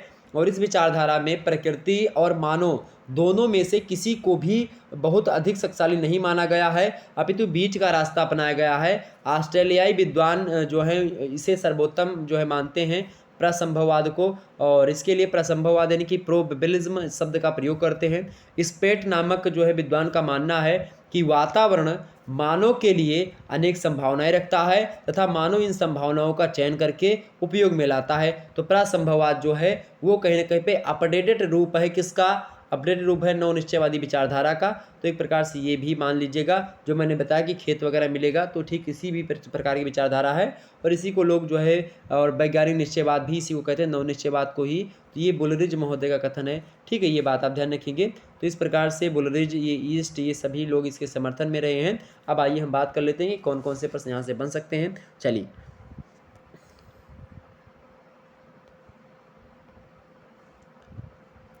पहला प्रश्न आपके समक्ष है कि वातावरण निश्चयवाद का समर्थन नहीं है, वातावरण निश्चयवाद का समर्थक नहीं है, यानी कि environmental determinism follower is not, इनमें से कौन से नहीं है? फ्रेडरिक रेटजल नहीं है, या विडाल डिलाब्लास नहीं, हेकल नहीं है, फिर मॉन्टेस्क्यू नहीं है। ये इसी प्रकार से आपके एग्जाम से प्रश्न पूछेगा। तो वातावरण निश्चयवाद का समर्थक इनमें से जो नहीं है वो है विडाल डिलाब्लास। ओके, ऑप्शन नंबर इसका भी करेक्ट होगा। अगला प्रश्न देखिएगा, अगला प्रश्न आपके समक्ष है ग्रिफिथ टेलर का संबंध है। Griffith Taylor is associated with निश्चयवाद यानी कि डिटर्मिनिज्म, संभववाद यानी पॉसिबिलिज्म, नौ निश्चयवाद यानी कि न्यू डिटर्मिनिज्म, या प्रसंभववाद यानी कि प्रोबेबिलिज्म बताने का प्रयास करेंगे। ग्रिफिथ टेलर जो कि एक विचारधारा के जनक माने जाते हैं, वो विचारधारा कौन सी है इसमें से बताने का प्रयास करेंगे। ओके ओके, बिल्कुल करेक्ट आंसर है न्यू डिटर्मिनिज्म, नौ निश्चयवाद, करेक्ट आंसर ग्रिफिथ टेलर है, ऑप्शन नंबर सी। इसीलिए मैंने पहले विस्तार से आपको बताया ताकि आपको प्रश्न करने में कोई दिक्कत ना हो। अगला प्रश्न देखिएगा, मानव भूतल की उपज है, किसने कहा? यानी कि man is the product of earth surface, who said? मानव भूतल की उपज है, किसने कहा? मोस्ट और मोस्ट इंपॉर्टेंट प्रश्न है, एग्जाम्स में आएगा। ये 5 के 5 प्रश्न आपकी परीक्षा की दृष्टि से मोस्ट और मोस्ट इंपॉर्टेंट है, ये प्रश्न आएंगे एग्जाम्स में आपके छपेंगे। तो मानव भूतल की उपज है, किसने कहा? Man is the product of earth surface. Correct answer क्या होगा? सभी लोगों के आंसर की एक प्रकार से उम्मीद है, अच्छे आंसर देने का प्रयास करेंगे। तीसरे करेक्ट आंसर क्या होगा? बिल्कुल बिल्कुल, कुमारी सैंपल इज राइट आंसर। कुमारी सैंपल ने कथन कहा था, अमेरिकी भूगोलवेत्ता है, रेटजल की शिष्या है, ऑप्शन नंबर इसका भी करेक्ट होगा। अगला प्रश्न आप देखिए, चौथा नंबर प्रश्न आपके समक्ष है, पार्थिव एकता सिद्धांत की विवेचना किसने करी? पार्थिव एकता सिद्धांत की विवेचना जो है किसने करी, फटाफट से बताने का प्रयास करेंगे। प्रश्न आपके समक्ष क्या भाई? प्रश्न आपके समक्ष आ चुका है, फटाफट से देखने का प्रयास करेंगे। एक बार सभी लोग वीडियो को लाइक और शेयर करते रहिएगा ताकि कोई जो है प्रकार से दिक्कत ना आए आपको पढ़ने में, यानी कि मोटिवेशन लेवल मेरा थोड़ा सा भी कम ना करें आप लोग। चलिए, पार्थिविकता सिद्धांत, पार्थिविकता सिद्धांत की विवेचना किसने करी? हु डिस्क्राइब्ड प्रिंसिपल्स ऑफ जो है टेरेस्ट्रियल यूनिटी बताने का प्रयास करेंगे। बकल महोदय ने, फ्रेडरिक रेटजल या वान हम्बोल्ट या फिर फेवरे महोदय ने? किसने किया? फटाफट से बताने का प्रयास करेंगे। जितने भी लोग देख रहे हो बताइए सभी लोग। चलिए, तो पारस्योगिकता सिद्धांत की विवेचना किसने करी है? किसने करी भाई? इनमें से किसने करी है? बिल्कुल फ्रेडरिक रेटजल महोदय ने करी। ऑप्शन बी में दिए हैं, ये करेक्ट आंसर होंगे। अगला प्रश्न देखिएगा। अगला प्रश्न आपके समक्ष है, प्रसंभववाद शब्द। प्रसंभववाद शब्द किसने प्रयोग किया? यानी कि हु यूज्ड द वर्ड जो है प्रोबेबिलिज्म? टेलर ने या OH के स्पेट ने या फिर जो है डिमोलिंस ने, वान हम्बोल्ट ने? किसने किया है प्रयोग? तो OH के स्पेट महोदय ने। मैंने आपको बताया था ना कि स्पेट जो है कहते हैं कि स्पेट ने कहा था कि वातावरण मानव के लिए अनेक संभावनाएं रखता है तथा मानव इन संभावनाओं का चयन करके उपयोग में लाता है। ये कथन है स्पेट का, जो कि प्रसंभववाद यानी कि प्रोबेबिलिज्म शब्द का एक प्रकार से पूर्ण रूप से व्याख्या करता है, और सबसे पहले यही विद्वान है जिन्होंने इस बात को माना है। ओके, ये बात ध्यान रखेंगे। तो कौन है? OH के स्पेट। अगला प्रश्न देखिएगा, आगे देखते हैं और अभी प्रश्नों को हम जानने का प्रयास करते हैं। ये भी प्रश्न आपके समक्ष आ चुका है। ये एक प्रकार से आपका चौथा चैप्टर समाप्त हुआ। और पांचवें चैप्टर की अगर बात की तो पांचवें चैप्टर का आपके नाम क्या है? पांचवें चैप्टर का आपके नाम है मेरे भाई, क्या नाम है पांचवें चैप्टर का? पांचवें चैप्टर का आपके नाम है जनसंख्या का वितरण एवं विश्व प्रतिरूप, यानी कि जो है distribution of population and world pattern. Okay, यानी आप देखेंगे जनसंख्या का वितरण विश्व के प्रतिरूप में कैसा है, जनसंख्या का जो है प्रतिद्वीप वार विवरण कैसा है, यानी कि किस द्वीप पे कैसे निवास करते हैं, यानी कि महाद्वीप पर एशिया में जनसंख्या किस तरीके से है, और यूरोप में कैसी जनसंख्या, उत्तरी अमेरिका की जनसंख्या आप देखेंगे। वैसे विश्व की सबसे अधिक जनसंख्या यानी कि लगभग 416.4 करोड़ से अधिक जनसंख्या, लगभग 67% जनसंख्या जो है अकेले एशिया में निवास करती है। और घने आबादी वाली देश आप देखेंगे, जैसे किसमें से दो घने आबादी वाले देश कौन कौन से हैं? एक तो चाइना नंबर 1 है जनसंख्या की दृष्टि से, और दूसरा कौन सा है आपका? दूसरा कौन सा पड़ेगा? जो है भारत अपना। ओके, तो ये आप समझिए कि एशिया जो है विश्व में लगभग और लगभग 67% आबादी वाला क्षेत्र है, सघन क्षेत्र है। इसमें भारत, चीन, जापान, ये तमाम सारे देश हैं जिसमें आप देखें जनसंख्या काफ़ी अच्छी है और अलग अलग तरीके से जनसंख्या निवास करती है। और इस प्रकार से यूरोप में आप देखेंगे, यूरोप में जनसंख्या का घनत्व तो रूस से बाहर पश्चिमी यूरोपीय देशों में आप देखें, जैसे ब्रिटेन हो गया, फ्रांस हो गया, जर्मनी हो गया, इसमें जो है पाया जाता है। और रूस में कम आबादी है। जर्मनी के निकट का पश्चिमी तट भी घना बसा हुआ है। इस प्रकार से इसमें चीज़ है। और इसके अलावा उत्तरी अमेरिका की बात करें, नॉर्थ अमेरिका की, तो उत्तरी अमेरिका की जनसंख्या 16वीं शताब्दी से 19वीं शताब्दी के मध्य में यूरोप में निरंतर होने वाले जो है बेरोक टोक प्रवास है उसकी देन है। और वर्तमान में इस महाद्वीप में सबसे अधिक बात की जाए जनसंख्या संयुक्त राज्य अमेरिका में निवास करेगी, मतलब कि संयुक्त राज्य अमेरिका एक प्रकार से जो देश है, संयुक्त राज्य अमेरिका देश है उत्तरी अमेरिका में जो कि स्थित है, तो वहाँ पर सबसे अधिक जनसंख्या जो है संयुक्त राज्य अमेरिका में ही है। ओके, संयुक्त राज्य अमेरिका की जनसंख्या लगभग जो है आप देखेंगे 3110 करोड़ के आसपास जो है। वहीं पर आप देखेंगे मैक्सिको लगभग 11 दशमलव जो है 23 करोड़ के आसपास है। ठीक है, मतलब कि जो है संयुक्त राज्य अमेरिका की जो जनसंख्या 31.10 के आसपास इस प्रकार से होगी। और सारे उत्तरी अमेरिका की लगभग जनसंख्या 3/4 लगभग 100 डिग्री पश्चिमी अक्षांश के पूर्वी में बसे हुए हैं। और कनाडा सहित 3 देशों में नगरीय आबादी बहुत ऊंची है। इस प्रकार से इसमें बसे हुए देश। और दक्षिणी अमेरिका की अगर बात करें तो दक्षिणी अमेरिका की अधिकांश जनसंख्या जो है दक्षिणी यूरोप वासियों एवं स्थानीय जो जनसंख्या जैसे कि जो रेड इंडियन है उनका मिश्रण जो है वहाँ पर मिलता है, जिसको हम मेस्टिजो कहते हैं। ओके, ये बात ध्यान रखें। जो कि अमेरिका के जो रेड इंडियन है उनको हम क्या कहते हैं? उनको हम मेस्टिजो के नाम से जानते हैं। ओके, और जो कि पूर्वी मतलब कि जो दक्षिणी यूरोपवासी है और जो रेड इंडियन है उनके मिश्रित रूप को हम क्या कहते हैं? मेस्टिजो के नाम से जानते हैं। ओके, लगभग यहाँ की जनसंख्या कितनी है? तो 54.20 करोड़ के आसपास है। ओके, ये बात ध्यान रखेंगे। 31 तो संयुक्त राज्य अमेरिका की 31 करोड़ के आसपास। ओके, ये बात ध्यान रखिए। इसके अलावा अगला महाद्वीप आता है अफ्रीका। अफ्रीका महाद्वीप जो है, ये अफ्रीका महाद्वीप एशिया के बाद में दूसरा सबसे बड़ा महाद्वीप है क्षेत्रफल की दृष्टि से। और यहाँ पर विश्व की लगभग 11.90% आबादी जो है, मतलब कि 11.90% आबादी यहाँ पर निवास करती है। और यह महाद्वीप कई समस्याओं से जूझता है, गरीबी से जूझता है। जनसंख्या वृद्धि भी विश्व में सबसे ऊंची मतलब कि 2.5 से 3% के आसपास इस महाद्वीप की है। अधिकांश जनसंख्या है दूरदराज की पट्टियों में फैली हुई है। सबसे कम बसाव के प्रदेश जो है सहारा व कालाहारी मरुस्थल है। यहाँ पर कांगो नदी जो है उसकी जो बेसिन वहाँ पर कम जनसंख्या रहती है। इस प्रकार से यहाँ पर चीज़ें आप देखेंगे। मिस्र या नील नदी की जो है घाटी उसमें सघन आबादी वाले प्रदेश हैं। ठीक है, इस प्रकार से है। और आप देखेंगे जिसमें अधिक जनसंख्या रहती है उसमें मिस्र हो गया, नाइजीरिया हो गया, सूडान, इथोपिया, दक्षिणी अफ्रीका, ये सब देश हैं वो आते हैं। ओके, इसके अलावा आप देखेंगे ऑस्ट्रेलिया जो महाद्वीप है, ऑस्ट्रेलिया महाद्वीप की 80% जनसंख्या लगभग जो है 20% भाग में ही बसे हुए हैं और बाकी 80% भाग में यहाँ पर आप देखेंगे तो वहाँ पर जनसंख्या निवास नहीं करती और जनसंख्या लगभग मुंबई व चेन्नई महानगरों की सम्मिलित जनसंख्या से भी लगभग कम यहाँ की जनसंख्या है पूरे के पूरे ऑस्ट्रेलिया महाद्वीप की अगर बात की जाए तो। ओके, यहाँ पर जो है जहाँ पर जो है जल की व्यवस्था है वहीं पर जो है जनसंख्या बसी हुई है।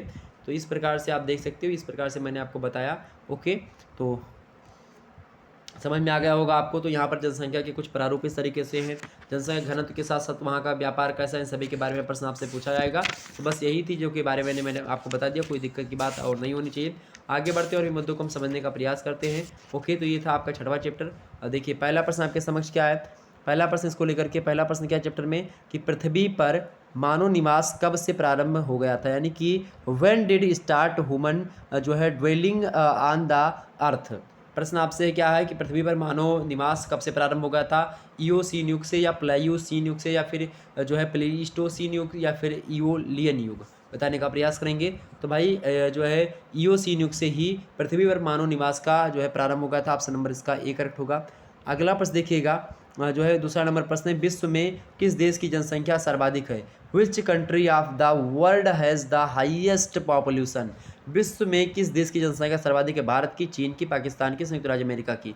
तो बताने का प्रयास करें। सबसे अधिक जनसंख्या किसकी भाई, चाइना की। किसकी है, चाइना की है। और दूसरे नंबर पर किसकी, तो भारत की है। ओके, तो ऑप्शन नंबर क्या लगेगा, चाइना। अगला प्रश्न आपके समक्ष तीसरा नंबर, विश्व में सर्वाधिक जनसंख्या केंद्रित है, यानी कि maximum population in the world is जो है कंट्रैक्टेड इन, पर्वतीय क्षेत्रों में निवास करती है, पठारी क्षेत्रों में ज़्यादा जनसंख्या निवास करती है, या मैदानी भागों में या मरुस्थलीय प्रदेशों में। जाहिर सी बात सभी को पता होगा भाई, मैदानी क्षेत्रों में। कहाँ पर, मैदानी क्षेत्रों में जो होंगे यानी कि प्लेन्स में ज़्यादा जनसंख्या निवास करती है। ऑप्शन नंबर इसका सी करेक्ट होगा। अगला प्रश्न आपके समक्ष है, मानव को प्रभावित करने वाले कारकों में कौन सा कारक अधिक प्रभावशाली है, कि among the factors affecting man which factor is the most affecting, यानी कि बताने का प्रयास करेंगे कि मानव को प्रभावित करने वाले कारकों में कौन सा कारण सबसे अधिक प्रभावशाली है, स्थलाकृति या जलवायु या मिट्टी या खनिज पदार्थ, बताने का प्रयास करेंगे। ऐसा कारक जो कि मानव को प्रभावित करने के लिए सबसे महत्वपूर्ण जो है कारण है, बताने का प्रयास करें। चौथा ऑप्शन मतलब कि चौथा जो है करेक्ट आंसर क्या होगा, चौथे का करेक्ट आंसर क्या होगा, बिल्कुल मानव को प्रभावित करने वाला जो कारक है सबसे महत्वपूर्ण है क्लाइमेट, यानी कि जलवायु। ऑप्शन नंबर इसका बी करेक्ट होगा। अगला प्रश्न देखिएगा, 5वां नंबर प्रश्न है। 5वां नंबर प्रश्न क्या दिया हुआ है आपके समक्ष, 5वां नंबर प्रश्न आपको दिया हुआ है कि विश्व के सघन जनसंख्या क्षेत्रों में निम्नलिखित में से कौन क्षेत्र सम्मिलित नहीं है, यानी कि which of the following regions is not included in dense populated regions of the world, यानी बताने का प्रयास करें। दक्षिणी पूर्वी एशिया या उत्तरी पश्चिमी यूरोप या जो है उत्तरी पूर्वी अमेरिका या दक्षिणी पूर्वी अफ्रीका। तो विश्व के सघन जनसंख्या क्षेत्रों में सम्मिलित निम्नलिखित में से कौन सा क्षेत्र नहीं है, यानी ऐसा क्षेत्र जहां पर जनसंख्या बहुत कम निवास करती हो वो बताएं। ओके, यानी इनमें से 3 ऐसे हैं जिनमें जनसंख्या निवास करती है ठीक ठाक मात्रा में, और एक ऐसा है जिसमें जनसंख्या कम मात्रा में निवास करती हैं। यानी कि विश्व के सघन जनसंख्या क्षेत्रों में निम्नलिखित में से कौन क्षेत्र सम्मिलित नहीं है। 5वें करेक्ट आंसर क्या होगा, बिल्कुल बिल्कुल बिल्कुल करेक्ट आंसर आपका क्या होगा भाई, करेक्ट आंसर दक्षिणी पश्चिमी अफ्रीका जो है वहाँ पर आप देखेंगे दक्षिण पश्चिमी अफ्रीका में तो कम जनसंख्या निवास करती है, दक्षिणी पश्चिमी अफ्रीका। ऑप्शन नंबर इसका डी करेक्ट होगा। 6वां प्रश्न दिया हुआ है कि विश्व में जनसंख्या घनत्व है, यानी कि जो है density of population in the world is, बताने का प्रयास करेंगे। विश्व में जनसंख्या घनत्व है 20% वर्ग किलोमीटर से जो है एक प्रकार से किलोमीटर, यानी कि 20 व्यक्ति प्रति वर्ग किलोमीटर में निवास करते हैं जनसंख्या में, मतलब कि पूरे के पूरे संसार की जनसंख्या अगर घनत्व निकालें density of population in the world, तो आप 20 लोग 1 किलोमीटर के दायरे में निवास करते हैं, या 30 व्यक्ति 1 किलोमीटर के दायरे में निवास करते हैं, या 42 व्यक्ति निवास करते हैं, या फिर 50 व्यक्ति 1 किलोमीटर के दायरे में निवास करते हैं। ये आपसे प्रश्न पूछा गया और मोस्ट इंपॉर्टेंट प्रश्न एग्जाम्स में छप सकता है। तो भाई लगभग और लगभग 42% ऐसे, मतलब कि 42% जनसंख्या जो है 1 किलोमीटर के, मतलब कि 42 लोग 1 किलोमीटर के दायरे में विश्व स्तर पर अगर हम निकालें तो निवास करते हैं, यानी कि 1 किलोमीटर ऐसी रेखा हम खींचें, 1 किलोमीटर इधर जाएँ, 1 किलोमीटर फिर इधर जाएँ, फिर 1 किलोमीटर इधर आकर के वहीं पर मिल जाएँ। तो एक प्रकार से इस प्रकार से जो वर्ग बनेगा, इसके पूरे के पूरे क्षेत्रफल में जो व्यक्ति निवास करेगा उनकी संख्या को अगर जोड़ेंगे तो उसी को हम प्रति व्यक्ति या फिर कहते हैं। तो 42 लोग जो है इतने घेरे के अंतर्गत विश्व में निवास करते हैं, 42 व्यक्ति। ओके, ये बात जो है इसी को हम क्या कहते हैं, क्या विश्व की जनसंख्या घनत्व। ओके, समझ में आगे बातें। ये प्रश्न आपका हो गया। आगे बढ़ते हैं, अगले प्रश्न की ओर हम बढ़ते हैं। अगला प्रश्न आपके समक्ष आ चुका है। अगला प्रश्न क्या है भाई? अगला प्रश्न देखिएगा, अगला प्रश्न दिया हुआ है आपका। ये अगला चैप्टर कौन सा आएगा आपका? अगला चैप्टर है 6वां नंबर। इसका चैप्टर का नाम क्या है? विश्व प्रवसन, यानी कि ग्लोबल जो है माइग्रेशन। ये आपके जो है चैप्टर का नाम है 6 नंबर चैप्टर का। डेविड जो है हीर महोदय का कथन है इसके बारे में, विश्व प्रवसन के बारे में उसकी परिभाषा को देते हुए। डेविड हीर कहते हैं कि अपने सामान्य निवास स्थान से किसी दूसरे स्थान पर जाकर के बसना स्थानांतरण कहा जाता है। इसी को हम प्रवसन भी कहते हैं, स्थानांतरण या फिर प्रवसन। जैसे कि एक माइग्रेशन सर्टिफिकेट बनता है, जब आप एक यूनिवर्सिटी में दूसरे यूनिवर्सिटी में प्रवेश करते हो तो एक माइग्रेशन सर्टिफिकेट जो है यूनिवर्सिटी इशू करती है, वो ऑनलाइन ही बन जाता है। तो प्रवसन सर्टिफिकेट होता है आपका, उस पर लिखा रहता है कि प्रवसन सर्टिफिकेट, यानी कि जब एक यूनिवर्सिटी से दूसरी यूनिवर्सिटी में आपका स्थानांतरण होता है तो उसके लिए प्रवसन पत्र लगता है, तो उसी को माइग्रेशन सर्टिफिकेट बोलते हैं। तो इसी प्रकार से विश्व में जो है एक प्रकार से जब स्थानांतरण करते हैं आप किसी स्थान से दूसरे स्थान पर, तो उसी को प्रवसन कहते हैं। तो बहुत सारे जो है लोग जो है स्थानांतरित होते हैं, जैसे कि E.S. ली महोदय कहते हैं कि स्थानांतरण अस्थायी और अर्धस्थायी आवास परिवर्तन होता है, इसमें दूरी का अधिक महत्व नहीं होता है। ठीक, तो ये बात ध्यान रखेंगे। तो आवास मतलब कि जहाँ पर आप रहते हैं वहाँ से किसी दूसरे स्थान पर जाकर के आप बस जाएँ, उसी को स्थानांतरण कहते हैं। जनसंख्या स्थानांतरण के 5 पक्ष होते हैं मुख्य रूप से। ठीक है, पहला होता है देश, दूसरा होता है काल, तीसरा होता है करण यानी कि जो है केस, और चौथा होता है संख्या यानी कि नंबर, और चौथा चीज होती है स्थिरता यानी कि स्टेबिलिटी। ओके, तो इन सभी के हिसाब से जो लोग जनसंख्या लोग निवास करते हैं। ओके, ये बात ध्यान रखें। प्रवसन कई प्रकार का होता है। एक अंतर्देशीय प्रवसन होता है, यानी कि जो है इनलैंड माइग्रेशन है कि अपने ही देश में अगर करें। दूसरा अंतर्राष्ट्रीय प्रवसन होता है, यानी कि जब आप दूसरे देश में जाकर के बस जाएँ। ओके, ये बात ध्यान रखेंगे। तो ये चीज़ें हैं जिसके बारे में यहाँ पर चीज़ें हैं, इसी के बारे में आपका पूरा का पूरा चैप्टर चलता रहेगा। प्रवसन के कारण कई होते हैं, उसके प्रभाव पड़ते हैं। ठीक है, तो उन सभी को हम देखेंगे। हालांकि आज देखते हैं कि कौन कौन से प्रश्न यहाँ से बन सकते हैं विश्व प्रवसन से। अलग अलग जो है देशों से अलग अलग जहाँ से प्रवसन हुआ है, आप देखेंगे भारत से बहुत सारे लोग अमेरिका में जाकर के बसे हैं, और भी तमाम सारे लोग हैं जहाँ अलग अलग स्थानों पर जाकर के बसते हैं। अब देखिए यहाँ पर जो है प्रश्न आपसे कैसे कैसे बनेंगे इस चैप्टर को लेकर के। पहला प्रश्न आपके समक्ष है कि एक स्थान से दूसरे स्थान पर जाना क्या कहलाता है, यानी कि going from the one place to another place is मतलब कि इन कॉल्ड। तो उत्प्रवास कहते हैं इमिग्रेशन, या आप्रवास कहते हैं कि इमिग्रेशन, या फिर आंतरिक प्रवास यानी कि इंटरनल माइग्रेशन, या फिर जो है बहिर्प्रवास आउट माइग्रेशन। एक स्थान से दूसरे स्थान पर जाना क्या कहलाता है बताने का प्रयास करेंगे, तो वो उत्प्रवास कहलाता है, यानी कि जो है इमिग्रेशन बोला जाता है उसको। जब एक स्थान से दूसरे स्थान पर आप जाते हैं तो उसको हम उत्प्रवास बोलते हैं। ऑप्शन नंबर इसका ये करेक्ट होगा। अगला प्रश्न है एक महाद्वीप से दूसरे महाद्वीप का प्रवसन क्या कहलाता है, यानी कि migration from one continent to another continent is called, यानी कि एक महाद्वीप से दूसरे महाद्वीप का प्रवसन क्या कहलाता है। अंतर महाद्वीपीय यानी कि इंटर कॉन्टिनेंटल, या फिर जो अंतर्राष्ट्रीय इंटरनेशनल, या फिर अंतर्देशीय, या फिर इनमें से कोई नहीं, नन ऑफ देम। ओके, बताने का प्रयास करेंगे। करेक्ट आंसर क्या होगा? तो एक महाद्वीप से दूसरे महाद्वीप का प्रवसन जो होता है वो कहलाता है आपका क्या? वो अंतर महाद्वीपीय प्रवसन कहलाता है। अंतर महाद्वीपीय, ऑप्शन नंबर इसका ए करेक्ट होगा। अगला प्रश्न देखिए, तीसरा नंबर प्रश्न है एक राज्य से दूसरे राज्य में होने वाले प्रवसन को क्या कहते हैं। जब एक राज्य से दूसरे राज्य में आप प्रवसन करते हैं, यानी कि migration from one state to another state is called, यानी जब एक राज्य से आप दूसरे राज्य में प्रवेश करते हैं तो उस प्रकार के प्रवसन को हम क्या कहते हैं? इनलैंड माइग्रेशन यानी कि अंतर्देशीय प्रवसन, या महाद्वीपीय प्रवसन यानी कि कॉन्टिनेंटल माइग्रेशन, या फिर अंतर्राष्ट्रीय प्रवसन यानी कि इंटरनेशनल माइग्रेशन, या अस्थायी प्रवसन यानी कि परमानेंट माइग्रेशन। बताने का प्रयास करेंगे। तीसरे करेक्ट आंसर क्या होगा? बिल्कुल बिल्कुल अंतर्देशीय प्रवसन बोलेंगे। जब एक राज्य से यानी कि आप यूपी से एमपी में जाकर के बस जाओगे तो उसको हम क्या बोलेंगे? अंतर्राष्ट्रीय, या सॉरी जो है देशीय प्रवसन। ओके, अंतर्राष्ट्रीय कब बोलेंगे? जब आप जो है भारत से जाकर के नेपाल में बस जाएं, या भारत से जाकर के अमेरिका में बस जाएं, इस प्रकार से। ओके, जरूर नहीं कि भारत से ही जाकर के बसे, वहाँ से जाकर के यहाँ पर कोई बसता तो वो भी जो है देशीय प्रवसन होगा। ओके, यानी कि अंतर्राष्ट्रीय। ओके, अंतर्देशीय बोलते हैं, अंतर्राष्ट्रीय प्रवर्तन प्रवसन। ओके, महाद्वीपीय, एक महाद्वीप से दूसरे महाद्वीप में, अंतर्देशीय, एक राज्य से दूसरे राज्य में, अंतर्राष्ट्रीय, जब एक देश से दूसरे देश में जाएंगे, और अस्थायी प्रवासन, जब किसी एक जो है जिले से दूसरे जिले में या फिर जाए इस प्रकार से, या फिर वहीं पर जाकर के अस्थायी बस जाए। ओके, इस प्रकार से। अगला प्रश्न देखिएगा, चौथा नंबर प्रश्न आपके समक्ष है कि बाहर से आकर बसने वाले को हम क्या कहते हैं? The dweller coming from outside is called, यानी कि जब कोई व्यक्ति बाहर से आकर के बसता है तो उसको हम क्या कहते हैं? बाहर से आकर बसने वाले क्या कहलाते हैं? क्या कहलाया तब से उसको, वो क्या कहलाते हैं? तो बाहर से जो आकर के बसते हैं उनको हम क्या कहते हैं? उसको हम अप्रवासी बोलते हैं। क्या बोलते हैं? अप्रवासी, यानी कि इमिग्रेशन या फिर इमिग्रेंट उसको बोलते हैं। ऑप्शन नंबर इसका बी करेक्ट होगा। अगला प्रश्न आपके समक्ष है, किसी कारखाने में प्रतिदिन जाना एवं आना क्या कहलाता है? किसी कारखाने में प्रतिदिन जाना और फिर वापस आना, यानी कि every day going and coming, every day going and coming in the जो है फैक्ट्रीज कॉल्ड, यानी कि जब किसी फैक्ट्री में आप डेली जाते हो, डेली लौट करके आते हैं, तो उसको हम कौन सा प्रवसन कहते हैं? मौसमी प्रवसन, यानी कि सेशनल माइग्रेशन, या अल्पकालिक प्रवसन, यानी कि जो है शॉर्ट टर्म माइग्रेशन, या अस्थायी प्रवसन, यानी कि जो है टेम्परेरी माइग्रेशन, या फिर दैनिक प्रवसन, यानी कि डेली माइग्रेशन।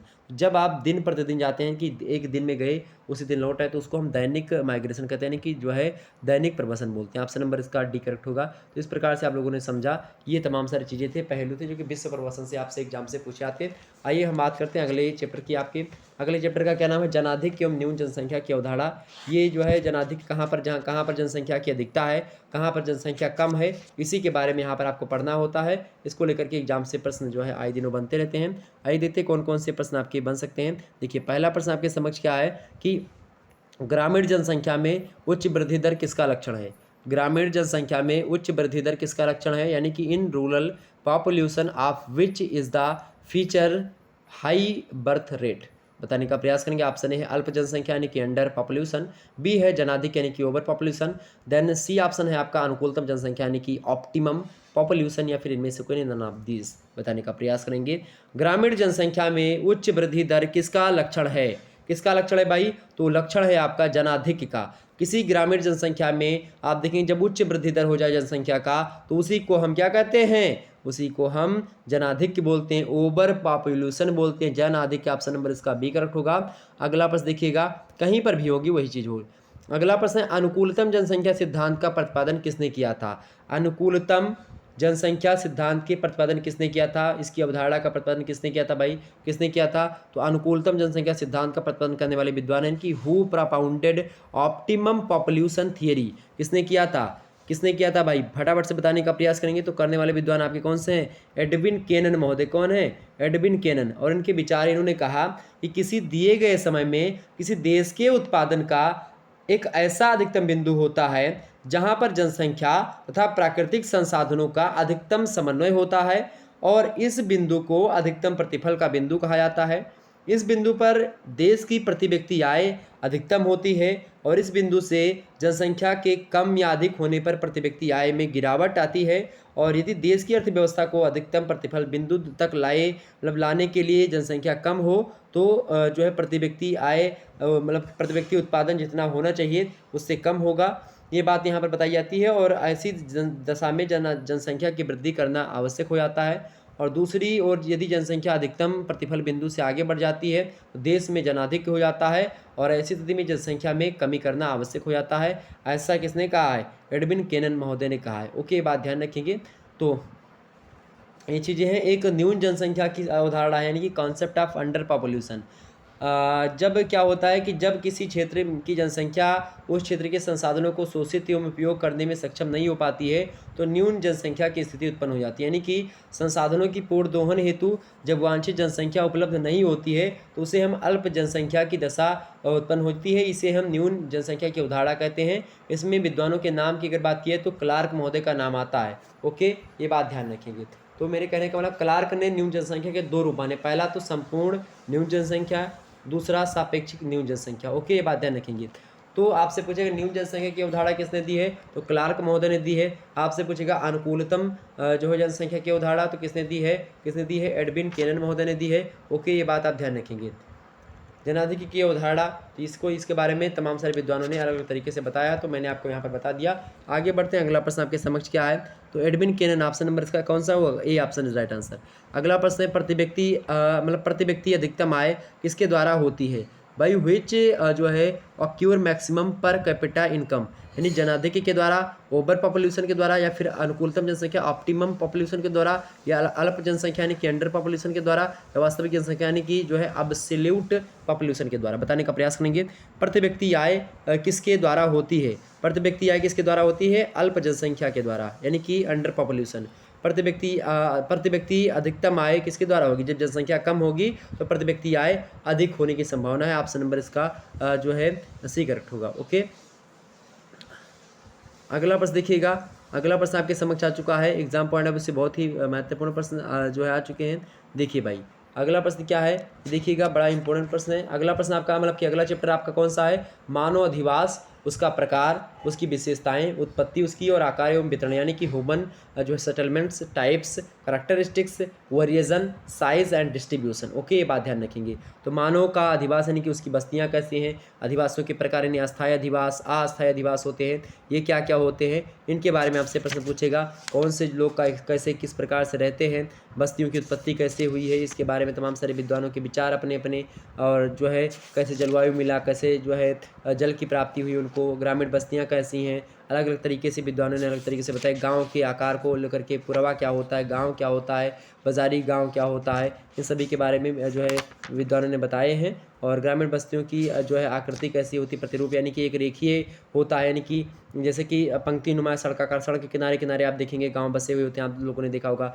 नदियों के किनारे किनारे बसे होते हैं तो उनको हम रेखीय जो है या पंक्ति नुमा या सड़काकार गांव कहते हैं। एक गांव होता है बहुमुखी अथवा आर्य त्रिज्याकार जो होता है। ओके, यानी कि जिन स्थानों में कई सड़कें होती हैं आकर के मिलती हैं, वहाँ कृषि वस्तुओं के आदान प्रदान की सुविधाएं मिल जाती हैं, और ऐसे मिलन बिंदुओं पर गाँवों का श्री गणेश हो जाता है। और इसे मकान मतलब इसमें आप देखेंगे मकान पहाड़ी के सहारे सारे बनाए जाते हैं, चौराहे पर जाकर के मिल जाते हैं, और बहुधा मकान भी चौराहों की ओर केंद्रित होते हैं। इस प्रकार से ये होता है। तीसरा जो होता है आपका, तीसरा जो मकान होता है वो कौन सा होता है? तीरनुमा अथवा लंबाकार स्वरूप होता है उसका, वो मकान बनते हैं। ठीक है, और चौथे जो है गांव जो कौन से होते हैं? वृत्ताकार, यानी कि जब मकड़ी की जाल की तरह स्वरूप होता है कि पूरा का पूरा क्या हो, घेरे हुए हैं। ठीक है, और इस प्रकार से एक जो है अर्धवृत्ताकार स्वरूप होता है, किसका मतलब कि एक तारे के तरीके से गांव बसते हैं। एक चौड़ी जो है चौक पट्टी की तरह यानी चौराहों पर बने गांव होते हैं। एक पंखे के आकार में गांव बसे होते हैं, यानी कि फैन विलेज जिनको कहते हैं। एक जूते की डोरी की तरीके से जो है आकार बने, यानी कि शूज़ स्ट्रिंग विलेज होते हैं। एक आयताकार और वर्गाकार गांव होते हैं। अनियमित और अनाकार गांव होते हैं जो वैसे फैले जिसका कोई आकार भी नहीं। सीढ़ी के आकार के गांव भी देखने को मिलती है। मधुमक्खी के छत्तों के आकार के गांव देखने को मिलते हैं। ठीक है, ये सब गांव के प्रकार हैं। ओके, ये बात ध्यान रखेंगे। ग्रामीण बस्ती कई प्रकार की होती है। जैसे ग्रामीण बस्तियाँ मुख्य रूप से आप देखेंगे, एक तो सघन बस्ती, एक प्राकीर्ण बस्ती, ये सब होती हैं। ओके, और विश्व स्तर पर आप देखेंगे एशिया में, चीन में और जापान में, और इसी प्रकार से भारत में अलग अलग प्रकार से जो है बस्तियां हैं। अमेरिका की अलग अलग बस्तियां हैं। ओके, इनकी विशेषताओं को देखेंगे, भारतीय गांवों की मुख्य विशेषताएं, इन सभी के बारे में आपको पढ़ना होता है। लेकिन फिर भी आप देखेंगे नगरीय जो बस्ती हैं उनके प्रकार को लेकर के डॉक्टर मामोलिया कहते हैं कि जो है नगरीय बस्तियां 3-4 प्रकार की होती है। पहला पुरवा, दूसरा नगरीय गाँव, तीसरा होता है कस्बा, चौथा होता है नगर। और विश्वनाथ तिवारी जी कहते हैं कि 6 प्रकार का होता है नगरीय बस्ती। पहले में क्या होता है? नगरीय गांव होते हैं यानी कि अर्बन विलेज, दूसरा कस्बा यानी कि टाउन, तीसरा नगर होता है यानी सिटी, चौथा होता है आपका महानगर यानी मिलियन सिटी, और पाँचवा होता है आपका जो है कनूर बेसन, यानी कि कनूर बेसन इसको अंग्रेजी में भी कहते हैं। और पाँचवा छठवा होता है आपका जो है मेगालोपोलिस। ओके, और भारतीय जनगणना के अनुसार भारत में 6 नगर पाए मतलब कि 6 प्रकार के नगर पाए जाते हैं। पहला प्रथम वर्ग के नगर, जिसकी जनसंख्या कितनी है भाई? इसकी जनसंख्या 1 लाख से अधिक होती है, उनको हम प्रथम वर्ग के नगर कहते हैं। दूसरे वे नगर होते हैं जो कि 50,000 से लेकर के 99 मतलब कि लगभग जो है 99,999 तक जनसंख्या जहाँ पर निवास करती है, वो हम द्वितीय वर्ग के नगर में रखते हैं। तृतीय वर्ग के नगर में हम 20,000 से जनसंख्या निवास मतलब कि 20,000 से 4999 के आसपास जो जनसंख्या रहती है उसको कहते हैं। चतुर्थ वर्ग के नगर वे नगर होते हैं जिनमें 10,000 से 1999 तक की जनसंख्या रहती है। और इसके अलावा आप देखेंगे पंचम वर्ग के नगर वे होते हैं जो कि जिसमें 5,000 से जो है 10,000 के आसपास जनसंख्या रहती है। और जो 6 वर्ग यानी कि जो छठवां वर्ग होता है नगर का, वो होता है जिसमें 5,000 से जनसंख्या कम निवास करती है, तो उस प्रकार के नगर जनसंख्या के हिसाब से जनगणना के अनुसार बताया गया। ओके, इसके अलावा आप देखेंगे डॉक्टर कौशिक जो है SD कौशिक, वो जो है नगरीय अधिवास के भी कई जो है प्रकार बताए। जैसे कि पहला वो बताते हैं, क्या बताते हैं? पहला बताते हैं भाई कौन सा है? जो है अनुमार्ग बस्ती। दूसरा कौन सा उनके अलावा, मतलब किसके अलावा, नगरीय पुरवा यानी पल्ली होती है। तीसरा कौन से जो नगरीय गांव के होते हैं, तो नगरीय गांव होता है तीसरा। चौथा कौन सा होता है, कस्बा। पांचवा बताते हैं नगर। छठवां कौन सा है, महानगर। और सातवां कौन सा है, सन नगर। और जो है आठवां कौन सा है, जो है मेगालोपोलिस। यानी मेगालोपोलिस किसने बताया था, तो जो है विश्वनाथ तिवारी जी ने भी इसको बताया था। तो इस प्रकार से ये चीज़ें थी। अब आइए हम बढ़ते हैं कि आखिरकार जो है कैसे कैसे प्रश्न इससे जो है बन सकते हैं मानव अधिवास, प्रकार, विशेषताएं, उत्पत्ति और आकार वितरण को लेकर के। यहाँ से कैसे कैसे प्रश्न आपके एग्जाम से बन सकते हैं 8वें चैप्टर से। आइए देखते हैं, बड़ा अच्छा प्रश्न है यहाँ से। देखिए पहला प्रश्न आपके समक्ष है कि सघन आदिवासी को विभिन्न विद्वानों ने भिन्न नामों से पुकारा है। गलत जोड़ा बनाइए। ठीक है, देखिए पहला आपका जो है न्यायिष्ट बस्ती। प्रश्न कह रहा है कि सघन आदिवासियों को विभिन्न विद्वानों ने अलग अलग नामों से पुकारा है, उनमें से कौन सा जोड़ा जो है गलत है, ऐसा आपको बताना है। तो भाई इनमें से जो जोड़ा गलत है वो कौन सा है, इसको आपको बताना है। तो पहला क्या है, न्यायशिष्ट जो है बस्ती, यानी कि जो है न्यूक्लिएटेड सेटलमेंट। तो ये फिच एवं ट्रिबार था, बिल्कुल करेक्ट आंसर है ये, मतलब ये सही है, इसमें कोई दिक्कत नहीं है। पुंजित बस्ती यानी कि ये जो ब्लास हैं, बिडालीला ब्लास, उन्होंने बिल्कुल सही है। संकेंद्रीय बस्ती ब्रूंस, बिल्कुल करेक्ट है ये। अगला तो बचा कौन, सघन बस्ती हंटिंगटन, ये करेक्ट आंसर नहीं है, ऑप्शन नंबर इसका डी करेक्ट होगा, इन्होंने ये नहीं बताया था। तो ऑप्शन 3 आपके ऊपर। तो आपसे पूछे न्यायिष्ट बस्ती किसने बताई, तो फिच और टिबार्थरा। पुंजित बस्ती ब्लास, संकेतित बस्ती ब्रोंस, ये तो करेक्ट आंसर 3 आपके। तो 3 प्रश्न तैयार हो गए, चौथा गलत आंसर कौन सा आपका। इस प्रश्न का करेक्ट आंसर क्या होगा, डी ऑप्शन। अगला प्रश्न देखिएगा, दूसरा प्रश्न आपके समक्ष है, ग्रामीण बस्तियों में प्रश्न क्या है, ग्रामीण बस्तियों में आप निम्न में से किसे सम्मिलित नहीं करेंगे। Which of the following will you not included in rural settlements? किसको नहीं सम्मिलित करेंगे भाई, ग्रामीण सेवा केंद्र को, या ग्रामीण विकास केंद्र को, या ग्राम को, या नगरीय ग्राम को, किसको नहीं करेंगे। तो ग्रामीण बस्तियों में आप किसे सम्मिलित नहीं करेंगे, तो भाई ग्रामीण सेवा केंद्र को सम्मिलित करना पड़ेगा, ग्रामीण विकास केंद्र को भी सम्मिलित करना पड़ेगा, ग्राम को भी सम्मिलित करना पड़ेगा। नगरीय ग्राम को अगर आप नहीं सम्मिलित करेंगे ग्रामीण बस्तियों में तो कोई दिक्कत की बात नहीं होगी। तो ऑप्शन नंबर इसका डी करेक्ट होगा। ओके, अगला प्रश्न देखिएगा, तीसरा नंबर प्रश्न आपके समक्ष है, फर्म गृह सामान्यतः कहाँ मतलब कहाँ नहीं पाए जाते हैं। फर्म गृह सामान्य रूप से कहाँ नहीं पाए जाते, यानी कि where are the farmstead not जो है जनरली फाउंड। संयुक्त राज्य अमेरिका में, भारत में, ऑस्ट्रेलिया में, कनाडा में, किस में नहीं पाए जाते। तो फर्म ग्रे कहाँ पर नहीं पाए जाते भाई, फार्म ग्रे जो होते हैं, फार्म ग्रे वो कहाँ पर नहीं पाए जाते हैं, तो वो जो है खास करके भारत में फार्म ग्रे नहीं पाए जाते। जबकि जब आप अमेरिका, ऑस्ट्रेलिया, कनाडा में देखेंगे तो फार्म ग्रे होता है, फार्म ग्रे। ओके, ऑप्शन नंबर इसका बी करेक्ट होगा। ओके, अगला प्रश्न आपके समक्ष है, चौथा नंबर प्रश्न है, ग्रामीण अधिवासों में फीता या डोरी, ग्रामीण अधिवासों में फीता या डोरी प्रतिरूप कहलाता है, यानी कि इन रूरल सेटलमेंट्स रिबन और स्ट्रिंग पैटर्न इज कॉल्ड। त्रिज्याकार प्रतिरूप को हम जो है डोरी प्रतिरूप कहते हैं, या रेखीय प्रतिरूप, या फिर चेकर बोर्ड प्रतिरूप, या फिर तीर प्रतिरूप। बोले फटाफट से बताने का प्रयास करें, चौथे करेक्ट आंसर क्या होगा। करेक्ट आंसर क्या होगा, बिल्कुल ग्रामीण अधिवासों में फीता या डोरी प्रतिरूप जो होता है वो रेखीय प्रतिरूप कहलाता है। क्या कहलाता है, रेखीय प्रतिरूप, यानी कि एक ही रेखा के किनारे किनारे बसे हुए हैं, यानी कि लाइनर पैटर्न। ऑप्शन नंबर इसका बी करेक्ट होगा। अगला प्रश्न आपके समक्ष है, किसी झील के चारों ओर बसा गांव किसी प्रतिरूप में आएगा, किस प्रतिरूप में आएगा, किसी झील के चारों ओर जो गांव बसा होगा, यानी कि win which pattern will come the village inhabited around a leak या अ लेक, यानी कि उसको हम आर्य यानी कि रेडियल कहेंगे, या निहारकीय यानी कि नेबुलर, या फिर नाभिकीय यानी कि जो है एक प्रकार से, और जो है नेकुलर, और या इसी प्रकार से जो है तारा यानी कि स्टार। तो झील जो होती कैसी होती है, झील के चारों तरफ जो बसे होते हैं उनकी अगर बात की जाए झील के चारों तरफ की, तो वो एक प्रकार से निहारकीय टाइप के यानी कि नेबुलर टाइप के जो है गाँव बसे हुए होते हैं। झील के चारों ओर बसे गाँव के प्रतिरूप को हम निहारकीय बोलते हैं। ऑप्शन नंबर इसका बी करेक्ट होगा।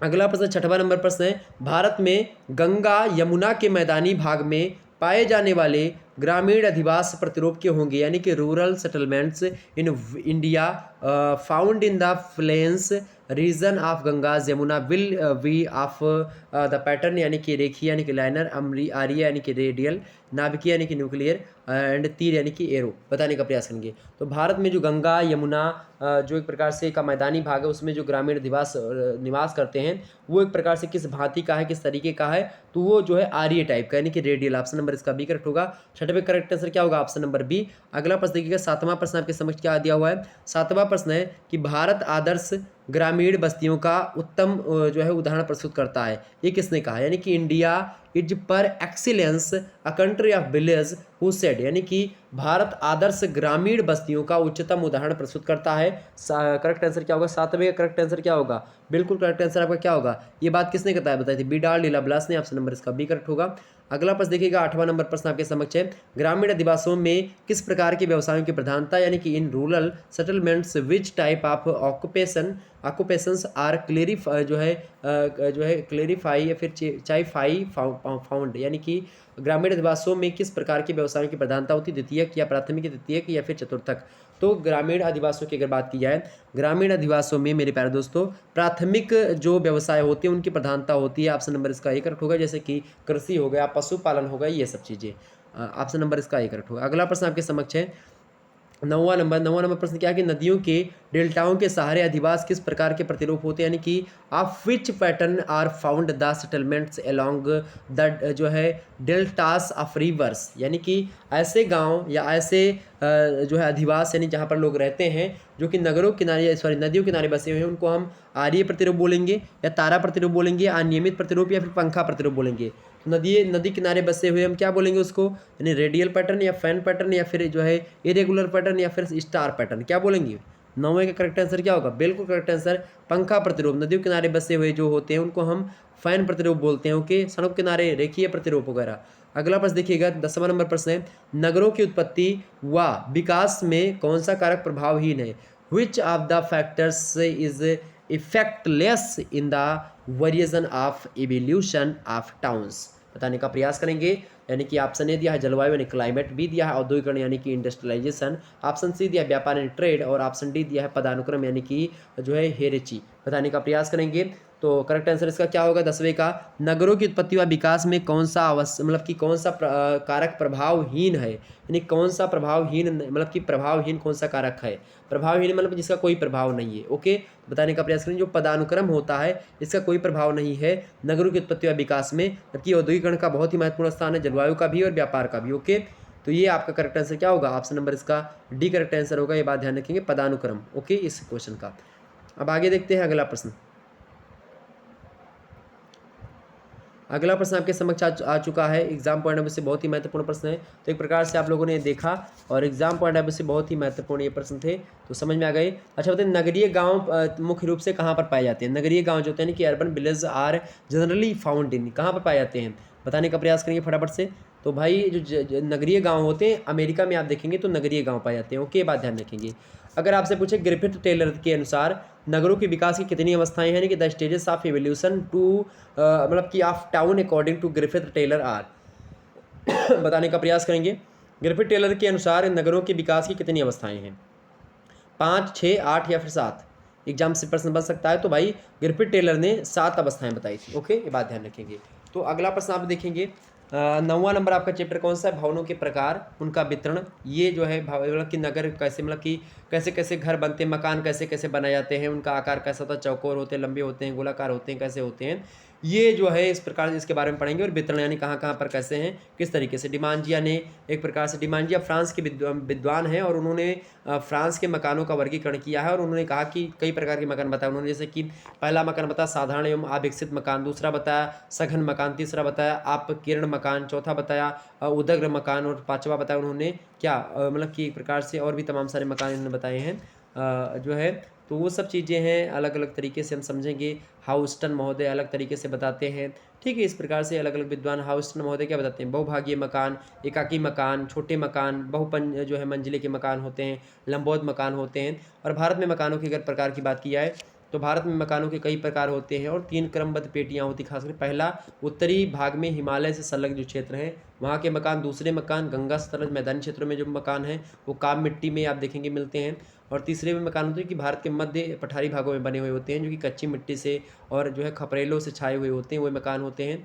और हिमालय मतलब हिमालय वाले क्षेत्र में आप देखेंगे तो इसमें आप देखेंगे तो ये जो है गढ़वाल कुमाऊं से लगा करके पूर्वी भारत के अरुणाचल प्रदेश तक जो है असमान धरातल एवं सड़कों के अभाव के कारण से पशुपालन के हिसाब से और उसके हिसाब से छोटे छोटे बातें बिखरे होते हैं, छोटे छोटे ढालू छतों वाले होते हैं। इस प्रकार के जो है मेकाकी घर जो है देख सकते हैं इसमें। तो ये चीज़ें हैं। तो इसके बारे में एग्जाम से प्रश्न पूछा था। एग्जाम से क्या प्रश्न पूछेगा इससे कि का जो है कराल क्या पूछेगा, कराल किसके अधिवास मतलब कि कहलाते हैं, कराल में कौन कौन से लोग रहते हैं, कराल तो किसका है, खिरगिज लोग रहते हैं, जुलू या फिर एस्किमो या फिर बद्दू। तो कराल नामक जो घर है वो जुलू का कहलाता है, किसका है, जुलू लोग कराल वाले नामक घर में रहते हैं। ओके, आपसे पूछेगा इग्लू जो होते हैं वो कौन से घर में रहते हैं, इग्लू, इग्लू किस घर में रहते हैं, तो बर्फ से बने यानी कि आइस वाला जो घर होता है इग्लू उसमें रहते हैं। ओके, ये बात ध्यान रखेंगे। तो इसके बारे में यहीं से प्रश्न इतना पूछा था। आगे बढ़ते हैं हम अगला। तो यहाँ से हमने प्रश्न नहीं रखा, तो 2 प्रश्न यहाँ पे, 3 प्रश्न इंपॉर्टेंट थे जो कि मैंने आपको बता दिया वैसे ही। तो प्राचीन अर्थव्यवस्था, अगला आपका चैप्टर कौन सा होता है, प्राचीन अर्थव्यवस्था, यानी कि 10वां चैप्टर कौन सा है, यानी कि प्रिमिटिव इकोनॉमी।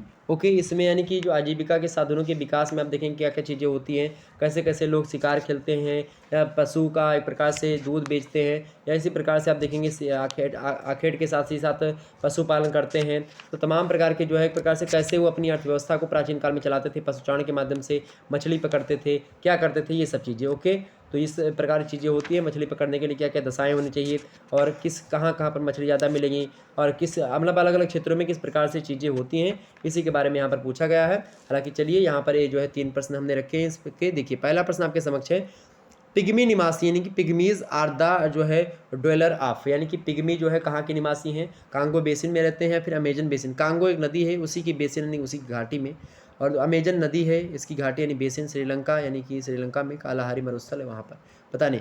तो पिग्मी कहाँ के निवासी हैं भाई, पिग्मी जो है ये कांगो बेसिन, कांगो नदी के आसपास रहते हैं। ऑप्शन नंबर इसका 1 करेक्ट होगा।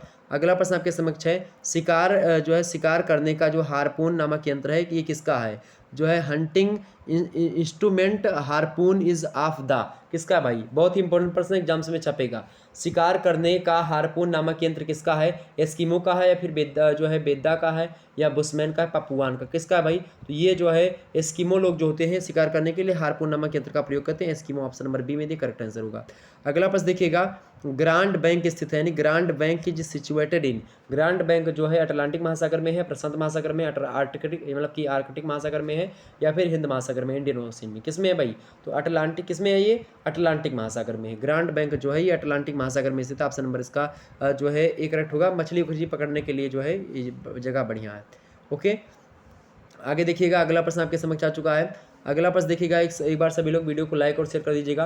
11वां चैप्टर जो है उसका क्या नाम है, प्राचीन एवं आधुनिक कृषि, यानी प्राचीन भारत में कैसी मतलब प्राचीन जो है समय में विश्व स्तर की मैं बात कर रहा हूँ, प्राचीन जो है समय में कैसी कृषि होती थी, किस प्रकार के यंत्रों का प्रयोग होता था, किस प्रकार से यानी अस्थायी प्राचीन कृषि कैसे होती थी, पौध वाली बगाती कृषि फिर होने लगी, उसके बाद में इसके क्या क्या चीज़ें थी और तमाम प्रकार की चीज़ें होती हैं। आप देखेंगे इसमें एक कृषि का नाम और भी आता है आप लोगों के समक्ष, जो है तमाम प्रकार की कृषि होती हैं। आधुनिक हल द्वारा कृषि, आधुनिक हल की विशेषताएं कई सारी है। आधुनिक कृषि के प्रकार आप देखेंगे लगातार जो है कृषि का विकास होता गया और आज आप देखते हैं तमाम सारी क्रांति हुई, चाहे वो हरित क्रांति हो, चाहे वो अलग प्रकार की गोल क्रांति हो या जो है नीली क्रांति हो, इन क्रांतियों के माध्यम से अलग तरीके से चीज़ें हुई हैं। प्रश्न क्या पूछा था, कृषि को जो है लदांग जो है कहा जाता है, कृषि को लादांग कहाँ पर कहा जाता है, कृषि को लादांग कहाँ पर कहा जाता है भाई, तो कृषि को लादांग जो है वो मलेशिया में कृषि को लादांग कहा जाता है। ओके, बात ध्यान रखेंगे। आपसे पूछेगा कहवा जो है कहाँ का पौधा है, यानी कि जो है coffee is the plant of, तो सॉरी कब का पौधा है, उष्णकटिबंध में होता है, मानसून में होता है, मानसूनी क्षेत्र मतलब कि समय में होता है, फिर किस शीत कटिबंध में होता है या जो है शीतोष्ण कटिबंधीय इलाकों में होता है, तो ये उष्ण कटिबंधीय इलाकों में होता है कहवा। ओके, तो ये बात ध्यान रखेंगे। अगला चैप्टर जो है आपका उसका क्या नाम है, 12वां चैप्टर है सांस्कृतिक परिमंडल एवं सांस्कृतिक प्रदेश, यानी कि कल्चरल जो है रिलीम्स एंड कल्चरल रीजन्स। ओके, इसमें जो एक प्रकार से जो सांस्कृतिक परिमंडल है, विश्व का सांस्कृतिक प्रदेश है, उनके बारे में यहाँ पर आपको देखने को मिलेगा। सांस्कृतिक भूदृश्य के कई सारे तत्व हैं, जैसे कि पहला आप देखेंगे संस्कृत जो है तमाम से तत्व आते हैं। पहला है मानव एवं जनसंख्या निवास करती हो, मानव अधिवास वहाँ का, आर्थिक उत्पादन तीसरा, विनिमय विनिमय कैसा है, वितरण कैसा है, ठीक है। इसके अलावा शक्ति संसाधनों का अध्ययन वहाँ पर कैसे होता है, यातायात के साधनों का विकास, संचार साधन हो गया, कृषि की फसलें वहाँ पर, खनन कैसे होता है, सिंचाई के साधन कैसे, कृषि की सीमाएँ कैसी हैं, क्या-क्या चीज़ें हैं, क्षेत्र कहाँ तक सीमित हैं, विभिन्न उद्यान हो गए, पालतू पशु हो गई, ये सब ओके। इसके अलावा प्रशासनिक क्षेत्र, अंतर्राष्ट्रीय सीमाएँ, प्रशासनिक कार्यालय, शिक्षण संस्थाएँ, मनोरंजन संस्थाएँ, के अलावा अन्य गतिविधियाँ हो गईं, उसके संबंधित केंद्र होते हैं बहुत सारे, धार्मिक संस्थाएँ होती हैं, और सामाजिक संस्थाएँ होती हैं। तो इस प्रकार से सांस्कृतिक भूदृश्य के तत्व हैं। ओके, इसके बारे में मैंने आपको बता दिया। पश्चिमी यूरोप परिमंडल की तमाम सारी चीज़ें हैं, अरब मुस्लिम परिमंडल, अफ्रीका, पूर्वी यूरोप एवं सोवियत रूस, दक्षिणी एशिया, इसके अलावा दक्षिणी पूर्वी एशिया में, ऑस्ट्रेलिया में, प्रशांत द्वीपीय में, आंग्ल अमेरिका में, लैटिन अमेरिका में किस प्रकार से जो है अधिवास रहा है, कहाँ-कहाँ पर लोग किस तरीके से रहते हैं, उस चीज़ों के बारे में यहाँ पर बताने मतलब कि आपको पढ़ना पड़ेगा। हालाँकि हम आप जो है प्रश्न देखते हैं, इनमें से इंपॉर्टेंट प्रश्न कौन से हैं, 3 प्रश्न हैं यहाँ पर। पहला प्रश्न है कि मैक्सिको किस सांस्कृतिक परिमंडल में है, यानी कि इन विच जो है कल्चरल रीजन इज जो है मैक्सिको, किस में है भाई, मैक्सिको किस सांस्कृतिक परिमंडल में है, अरब मुस्लिम परिमंडल में है, लैटिन अमेरिका परिमंडल में है, फिर आंग्ल अमेरिका में है, फिर पूर्वी एशिया में है, बताने का प्रयास करेंगे। मैक्सिको जो है आपका ये लैटिन अमेरिका में आता है, मैक्सिको जो है लैटिन अमेरिका परिमंडल जो सांस्कृतिक परिमंडल है उसमें है। ओके, तो मैंने अभी बताया नहीं था परिमंडल, तमाम सारे परिमंडलों के नाम आपको बताए हैं अभी भी ना, हमने बताया नहीं, क्या बताया, लगभग हमने जो है 11 परिमंडलों के नाम आपको बताए। पहला कौन सा, पश्चिमी यूरोप परिमंडल, ठीक है, और दूसरा हमने क्या बताया, और इसमें जो है बहुत सारे प्रदेश, जैसे कि पश्चिमी यूरोप परिमंडल में ग्रीनलैंड हो गया, ब्रिटिश द्वीप समूह हो गए, फ्रांस हो गए, स्विस प्रदेश हो गए, जर्मनी हो गए, ये सब आते हैं। ओके, इसके अलावा जो है आइबेरिया प्रदीप, इटली, यूनान, ये सब आते हैं। ओके, इसके अलावा अरब मुस्लिम परिमंडल में टर्की, इजराइल, ये सब आते हैं। ओके, सहारा जो है ईरान, अफगानिस्तान, ये सब आते हैं। अफ्रीका परिमंडल तीसरा परिमंडल है, जिसमें सूडान, मध्य अफ्रीका के क्षेत्र, गिनी तट, कांगो की बेसिन, ये सब आते हैं। दक्षिणी अफ्रीका, पूर्वी अफ्रीका, ये सब आते हैं। ओके, इसके अलावा जो है मुस्लिम सोमालिया हो गया, जो है मेलागासी यानी मेडागास्कर हो गया, इथियोपिया हो गया, ये सब आते हैं। इसके अलावा चौथा परिमंडल जो है पूर्वी यूरोप और पूर्व सोवियत जो रूस वाला परिमंडल है, इसमें आप देखेंगे यूरोपीय रूस आता है, साइबेरिया आता है, आर्मेनिया आता है, आर्कटिक प्रदेश आते हैं, मध्य एशियाई प्रदेश आते हैं, ये सब आते हैं। इसके अलावा जो पाँचवा परिमंडल है आपका सांस्कृतिक परिमंडल, इसमें आप देखें दक्षिणी परिमंडल के नाम से आता है उसको, और उसमें पाकिस्तान आता है दक्षिणी पश्चिम एशिया में। दक्षिणी एशिया परिमंडल में क्या आता है, पाकिस्तान, भारत, ये दो आते हैं, जिसमें हिमालयी प्रदेश, उत्तर भारत, दक्षिणी भारत, मालदीव, अंडमान निकोबार द्वीप समूह, ये सब आ जाते हैं, और श्रीलंका, बांग्लादेश, ये सब दक्षिणी एशिया परिमंडल में आते हैं। इसके अलावा जो आपका छठवां परिमंडल है वो आता है बौद्ध परिमंडल, सॉरी दक्षिणी पूर्वी एशिया परिमंडल। दक्षिणी पूर्वी एशिया परिमंडल में आप देखेंगे जो है बौद्ध परिमंडल, उसी में 3 खंड होते हैं, बौद्ध परिमंडल, वियतनाम और मुस्लिम प्रदेश जो है फिलीपाइंस और पपुआ न्यू गिनी, ये सब आते हैं। इसी में आप देखेंगे Burma, Myanmar, Thailand, Khmer, Laos, Cambodia, Malaysia, पश्चिमी इंडोनेशिया, पूर्वी इंडोनेशिया, सुंडा और समुद्री प्रदेश, ये सब जो है आते हैं किसमें, दक्षिण पूर्वी एशिया में।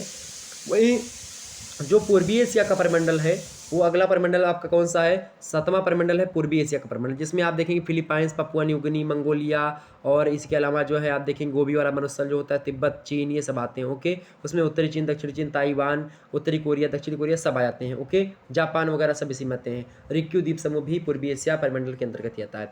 अगला परिमंडल आपका कौन सा है, 8वां परिमंडल है ऑस्ट्रेलिया परिमंडल। ऑस्ट्रेलिया परिमंडल में ऑस्ट्रेलिया, न्यूजीलैंड, ये आते हैं। ओके, इसके अलावा जो 9वां परिमंडल है आपका प्रशांत द्वीपीय परिमंडल है, जिसमें आप देखेंगे माइक्रोनेशियाई जो द्वीप समूह है वो आते हैं, और मेलानेशियाई द्वीप समूह है, पोलिनेशियाई द्वीप समूह, ये सब आते हैं। इसके अलावा जो 10वां जो है परिमंडल आपका है वो है आंग्ल अमेरिका परिमंडल, जिसमें संयुक्त राज्य अमेरिका आता है, अलास्का, एस्किमो प्रदेश, रेड इंडियन एस्किमो प्रदेश, फ्रांसीसी कनाडा प्रदेश, ये सब आते हैं, और कनाडा, ये सब आते हैं। ओके, और जो 11वां आपका परिमंडल है वो है लैटिन अमेरिका। लैटिन अमेरिका में आप देखेंगे मैक्सिको, मध्य अमेरिका, क्यूबा, कैरेबियन द्वीप समूह, गुयाना, उत्तरी इंडीज तथा उत्तरी पश्चिमी तटीय भाग हो गया, ब्राज़ील हो गया, चिली, अर्जेंटीना, यूरुग्वे, पराग्वे, ये देश जो है, फॉकलैंड द्वीप समूह, ये सब आते हैं। रेड इंडियन आंध्र प्रदेश, ये सब कहने के सब इसी में शामिल हैं, लैटिन अमेरिका। तो कुल मिलाकर 11 जो है परिमंडल है, जिसके बारे में मैंने आपको बता दिया, निश्चित तौर पर आपकी समझ में आ गया होगा। और मोटे तौर पर सांस्कृतिक भिन्नता के आधार पर विश्व को निम्नलिखित 6 सांस्कृतिक भागों में हम बांटते हैं। पहला है जो है पाश्चात्य सांस्कृतिक प्रदेश, दूसरा है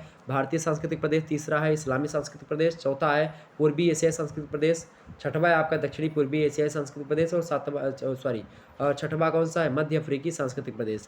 इस प्रकार से मोटे तौर पर 6 सांस्कृतिक प्रदेश हैं। परिमंडलों की बात की जाए तो 11 परिमंडल मैंने आपको बता दिए। ओके, तो इस प्रकार से विभाजित है। पहला प्रश्न आपके समझ मैक्सिको पूछा गया था, तो मैंने आपको बताया अभी भी कौन सा है, लैटिन अमेरिका में आता है। अगला देखिएगा, दूसरा नंबर प्रश्न, निम्नलिखित में से कौन सांस्कृतिक दृश्यभूमि यानी कि which of the following is the cultural landscape, यानी कि नगर, क्रेटर, जलोढ़ या जलप्रपात, बताएं निम्नांकित में से कौन सांस्कृतिक दृश्यभूमि है, इनमें से कौन है भाई, तो कौन है सांस्कृतिक दृश्यभूमि, नगर जो होते हैं सांस्कृतिक दृश्यभूमि है, ऑप्शन नंबर इसका एक करेक्ट होगा। अगला प्रश्न है, विश्व में कितने सांस्कृतिक प्रदेश हैं, how many cultural regions are there in the, मतलब कि इन द वर्ल्ड, यानी विश्व के में कितने सांस्कृतिक प्रदेश हैं, तो विश्व में कितने सांस्कृतिक प्रदेश हैं भाई, अभी भी मैंने आपको बताया कितने हैं, 6 सांस्कृतिक प्रदेश हैं, नाम मैंने बता दिया आपको ना, 6 के नाम आपको बता दिए, सांस्कृतिक भू प्रदेश के नाम मैंने आपको 6 के 6 बता दिए, बताया कि नहीं बताया, बताया ना। पहला पाश्चात्य सांस्कृतिक प्रदेश, दूसरा भारतीय सांस्कृतिक प्रदेश, तीसरा इस्लामी सांस्कृतिक प्रदेश, चौथा पूर्वी एशियाई सांस्कृतिक प्रदेश, पांचवा दक्षिणी पूर्वी एशियाई सांस्कृतिक प्रदेश और छठवा मध्य अफ्रीकी सांस्कृतिक प्रदेश। ये आपके हो गए सांस्कृतिक प्रदेश और सांस्कृतिक परिमंडल 11 मैंने आपको बता दिए। एग्जाम से बस इतने प्रश्न पूछे जाएंगे और 11 पूछा जाएगा तो बता दीजिए, सांस्कृतिक परिमंडल प्रदेश पूछेगा तो 6 बता दीजिएगा। ये आपकी समझ में आ गई बातें। आगे बढ़ते हैं अगले प्रश्न की ओर। अगला प्रश्न आपके समक्ष आ चुका है, देखिए भाई सभी लोग, अगला प्रश्न क्या है, देखिए सांस्कृतिक विसरण। सांस्कृतिक विसरण ये आपका चैप्टर है, नहीं कल्चरल जो है डिफ्यूजन, ये सांस्कृतिक विसरण है। सांस्कृतिक विसरण वह प्रक्रिया होती है जिसके माध्यम से किसी समाज में आविष्कृत अथवा शोधित सांस्कृतिक तत्वों का अन्य समाजों में क्या होता है, प्रसार होता है, उसी को हम कहते हैं। इसके अलावा किसी उद्गम स्थल या केंद्रीय भूमि से अन्य क्षेत्रों के लिए मानव संस्कृति के प्रसार की प्रक्रिया को सांस्कृतिक विसरण या फिर प्रसरण कहते हैं। ओके, ये बात ध्यान रखेंगे। आप देखें, मनुष्य जो है विचारों, संस्कृतियों, पौधों, पशुओं, ज्ञान, भाषा, तकनीकों, नव परिवर्तनों, नवाचारों इत्यादि समय समय पर प्रसार होता है, इनका अलग अलग स्थानों पर जाते हैं। जैसे कि आप पाश्चात्य, जैसे कि आप लोग जो है कहीं कहीं पे जो है अपनाते हैं, जो दूसरे देश में है वो अपने यहाँ पर अपना लिए, ये चीज़ें हैं। ओके, तो इसके बारे में हम समझने का प्रयास करेंगे और विस्तार समझेंगे। ओके, चलिए हम अगले प्रश्न की बात करते हैं। अगला प्रश्न आपके समक्ष है, देखिए सांस्कृतिक विसरण के तत्व हैं, यानी कि elements of cultural diffusion are, बताने का प्रयास करेंगे। सांस्कृतिक विसरण के तत्व कौन कौन से हैं? पहला है मानवीय विसरण, दूसरा है पदार्थों का विसरण, तीसरा है सांस्कृतिक एवं विचारों का विसरण और चौथा ऑप्शन दिया ये सभी, all of these. Correct answer क्या होगा? बिल्कुल ऑल ऑफ दीज, यानी कि ये सभी जो है सांस्कृतिक विसरण के तत्व हैं। ओके, अगला प्रश्न, ये सब प्रश्न पूछे जाएंगे। अगला प्रश्न आपके समक्ष है, विसरण के प्रमुख कारण है, विसरण के प्रमुख कारण है यानी कि major cases of diffusion are, यानी कि प्राकृतिक कारण यानी कि नेचुरल केसेस, आर्थिक कारण यानी कि इकोनॉमिक केसेस, तीसरा सांस्कृतिक कारण और ये सभी। तो ऑप्शन बिल्कुल करेक्ट होगा, ऑप्शन ये सभी, ये सभी कारण होते हैं। अगला प्रश्न आपके समक्ष है, विसरण के प्रकार है यानी कि टाइप्स ऑफ डिफ्यूजन आर, यानी सोपानी विसरण, तो बिल्कुल ये भी होगा, क्षैतिज विसरण भी होता है, पुनर्स्थापन विसरण, ये सभी होने के जो है रिलोकेशन डिफ्यूजन या हॉरिजॉन्टल डिफ्यूजन या फिर जो है कैसे जो है केस कोड डिफ्यूजन, ये तीनों होते हैं। ऑप्शन नंबर इसका डी करेक्ट होगा, ये सभी ऑल ऑफ दीज। ओके, अगला प्रश्न देखिएगा जो है, अगला प्रश्न क्या दिया हुआ है आपका, अगला प्रश्न देखिएगा आप सभी लोग, जो है अगला प्रश्न दिया हुआ है अगले चैप्टर से, इसको देखिएगा सभी लोग फटाफट से। एक बार वीडियो को लाइक और शेयर कर दीजिएगा, सभी दोस्तों के पास वीडियो को शेयर करिएगा, सभी दोस्तों के पास वीडियो को शेयर करिएगा। अगला प्रश्न क्या है, जो है 14वां नंबर चैप्टर आपका कौन सा है, मानव प्रजातियाँ या निर्वंश, ये जो है आपका 14वां चैप्टर है। इससे कैसे कैसे प्रश्न बनते हैं, आइए हम इसको देखने का प्रयास करते हैं। ओके, और जो है इसके बारे में हम जानेंगे। देखिए इससे कैसे कैसे प्रश्न बनेंगे। पहला प्रश्न आपसे क्या है, देखिए पहला प्रश्न देखिएगा कि जो है प्रजाति शब्द का सर्वप्रथम प्रयोग, प्रश्न क्या है, प्रश्न है प्रजाति शब्द का सर्वप्रथम प्रयोग किसने और कब किया था, यानी कि who and when use the word race, किसने किया था, बताइए किसने किया था, फटाफट से बताने का प्रयास करेंगे। ऑप्शन दिए हुए चारों ऑप्शन देखिए फटाफट से और ध्यान से बताने का प्रयास करें कौन सा करेक्ट आंसर होगा। बिल्कुल पहला ही ऑप्शन करेक्ट है आपका, ऑप्शन नंबर ए, फ्राक्स महोदय ने 1570 ईस्वी में दिया था। ओके, अगला प्रश्न देखिएगा, दूसरा नंबर प्रश्न है, प्रजाति पर अध्ययन करने वाले विद्वानों में से कौन सम्मिलित नहीं है, यानी कि who is not included in the scholars to study race, तो क्रोबर नहीं है या जो है गिस्बर्ट नहीं है या फिर हैडन नहीं है, फिर टोपिनार्ड नहीं है, कौन नहीं है इनमें से जो कि प्रजाति पर अध्ययन नहीं करते हैं, इनमें से कौन से विद्वान ऐसे हैं जो कि प्रजातियों पर अध्ययन नहीं करने वाले हैं, तो भाई कौन से हैं, तो जो आपके गिस्बर्ट महोदय यही जो है प्रजातियों का अध्ययन नहीं करते, ऑप्शन नंबर इसका बी करेक्ट है। अगला प्रश्न आपके समक्ष है, तीसरा नंबर प्रश्न है, कपाल सूचकांक मानव प्रजाति को वर्गीकृत करने का प्रमुख तरीका है और निम्न में से किसने इसे आधार माना था, यानी कि जो है कैफलिक इंडेक्स इज द जो है chief way to classify human race who among the following took it as base, इसको टोपिनार्ड ने कहा था या हक्सले ने कहा था या फिर ग्रिफिथ टेलर ने कहा था या डिक्सन ने कहा था। यानी कपाल यानी कि माथा जो होता है उसकी चौड़ाई या फिर उसका आकार देख करके हम कहीं ना कहीं पे मानव प्रजातियों का वर्गीकरण करने में सबसे अच्छा तरीका यही है। ये बात किसने बताई थी? तो इस बात को बताई थी किसने भाई? इस बात को बताने वाले विद्वान हैं आपके ग्रिफिथ टेलर महोदय। ऑप्शन नंबर सी में दिए हैं। ओके, अगला प्रश्न आपके समक्ष चौथा नंबर प्रश्न है, बी.एस. गुहा के वर्गीकरण के अनुसार सर्वप्रथम भारत में किस प्रजाति के लोग आकर बसे थे? Who resided in the India first according to the classification of B S. Guha. बताने का प्रयास करेंगे। बी.एस. गुहा महोदय के अनुसार इन्होंने भारत में सर्वप्रथम किस प्रजाति का बताया कि भारत में सबसे पहले कौन सी प्रजाति आकर के बसे थे? निग्रोटो प्रजाति के या फिर प्रोटो ऑस्ट्रेलियाई प्रजाति के या मंगोलाइड प्रजाति के लोग या फिर भूमध्य सागरीय प्रदेश के लोग? कौन से बसे थे भाई? तो करेक्ट आंसर क्या होगा इसको? बिल्कुल पहले निग्रीटो प्रजाति के लोग आकर के बसे थे, ऐसा किसका मानना है? बी.एस. गुहा का। ऑप्शन नंबर इसका ए करेक्ट होगा। अगला प्रश्न है 5वां नंबर, रुधिर वर्ग के आधार पर विश्व की प्रजातियों का वर्गीकरण करने वाला कौन है? यानी कि who is the classify the world races on the basis of blood group. यानी कि रुधिर वर्ग के आधार पर जो ब्लड ग्रुप होता है उसके आधार पर विश्व की प्रजातियों का वर्गीकरण करने वाले विद्वान कौन से हैं? लिखने जो है लिनेकस महोदय करते हैं, फिर लैंड स्टेनर करते हैं, फिर डिक्सन करते हैं, फिर हाइडन करते हैं। करेक्ट आंसर क्या होगा? बिल्कुल बिल्कुल करेक्ट आंसर आपका लैंड स्टेनर महोदय जो है वो ब्लड ग्रुप के हिसाब से मानव प्रजातियों का वर्गीकरण करते हैं। अगला प्रश्न आपके समक्ष 6वां नंबर प्रश्न है, हटन यानी जे छटन के वर्गीकरण के अनुसार अंडमान निकोबार के लोग किस प्रजाति के हैं? यानी according to classification of J Hutton the people of Andaman Nicobar are of which race? Negrito प्रजाति के अंडमान निकोबार के द्वीप समूह के लोग हटन के अनुसार या प्रोटो ऑस्ट्रेलियाइड है या मंगोलाइड है या फिर अल्पाइन है? करेक्ट आंसर क्या होगा? फटाफट से बताने का प्रयास करेंगे। बिल्कुल करेक्ट आंसर क्या होगा इसका? बिल्कुल निग्रोटो प्रजाति के हटन कहते हैं कि जो अंडमान निकोबार द्वीप समूह के लोग हैं वो निग्रोटो प्रजाति के लोग हैं। ऑप्शन नंबर इसका ए करेक्ट होगा। आगे बढ़ते हैं और भी प्रश्नों को हम देखते हैं। अगला चैप्टर आपका नंबर कौन सा है? 15 नंबर चैप्टर कौन सा भाई? 15वां चैप्टर आपका कौन सा है? देखिए, और यही शायद मेरे हिसाब से लास्ट चैप्टर आपका पड़ेगा 15वां चैप्टर। ओके, विश्व के प्रमुख धर्म यानी कि major religions of the world. Okay, ये अलग अलग विद्वानों ने धर्म क्या है? फ्रेजर महोदय कहते हैं कि धर्म से मेरा तात्पर्य मनुष्य से श्रेष्ठ उन शक्तियों की संतुष्टि अथवा आराधना से होता है जिनके बारे में शक्तियों का विश्वास होता है, जो प्रकृति और मानव जीवन को नियंत्रित करती हैं तथा उनको निर्देश देती हैं। जबकि स्वामी विवेकानंद धर्म की परिभाषा को देते हुए कहते हैं कि धर्म वह है जो मानव को इस संसार और परलोक में आनंद की खोज के लिए प्रेरित करता है। वहीं दुर्खीम यानी इमाइल दुर्खीम कहते हैं कि धर्म पवित्र वस्तुओं से संबंधित विश्वासों एवं आचरणों की समग्रता होती है जो इन पर विश्वास करने वालों को एक नैतिक समुदाय के रूप में संयुक्त करती है। जबकि कुरान में बताया गया है कि धर्म यह है कि अल्लाह, मलायक, कयामत, किताब और नबी में विश्वास करें, ये धर्म होता है, ये कुरान कहता है। मैलिनोवस्की कहते हैं कि धर्म क्रिया की एक विधि होती है तथा विश्वासों की एक व्यवस्था होती है। धर्म एक समाज शास्त्रीय घटना के साथ साथ एक व्यक्तिगत अनुभव भी होता है, ये बात है। धर्म की कई विशेषताएं होती हैं। धर्म का संबंध प्राकृतिक शक्तियों से होता है, प्राकृतिक शक्तियों का चरित्र दिव्य होता है और इस प्रकार शक्ति मानव समाज से परे होती है। धर्म में पवित्रता का तत्व पाया जाता है, प्रत्येक धर्म की एक सैद्धांतिक व्यवस्था भी होती है। तो इस प्रकार धर्म के कई सारे तत्व भी हैं और कई सारी विशेषताएं भी हैं। धर्म में सफलता और असफलता दोनों ही के तत्व पाए जाते हैं। प्रत्येक धर्म में धार्मिक व्यवहार करने के कुछ निश्चित प्रतिरूप होते हैं। मनुष्य एवं दैवी शक्तियों के मध्य संबंध स्थापित करने का माध्यम जो होता है वो धर्म ही होता है। इस मामले में धर्म कई रूप में होते हैं। एक तो सामान्य धर्म होता है, एक विशिष्ट धर्म होता है, एक आपाद धर्म होता है। अलग अलग तरीके से अलग अलग धर्म है। हिंदू में आप देखेंगे तो मतलब कि आप देखेंगे विश्व का सबसे बड़ा धर्म की अगर बात की जाए, पूछा जाए एग्जाम्स में, तो कौन सा धर्म रहा है?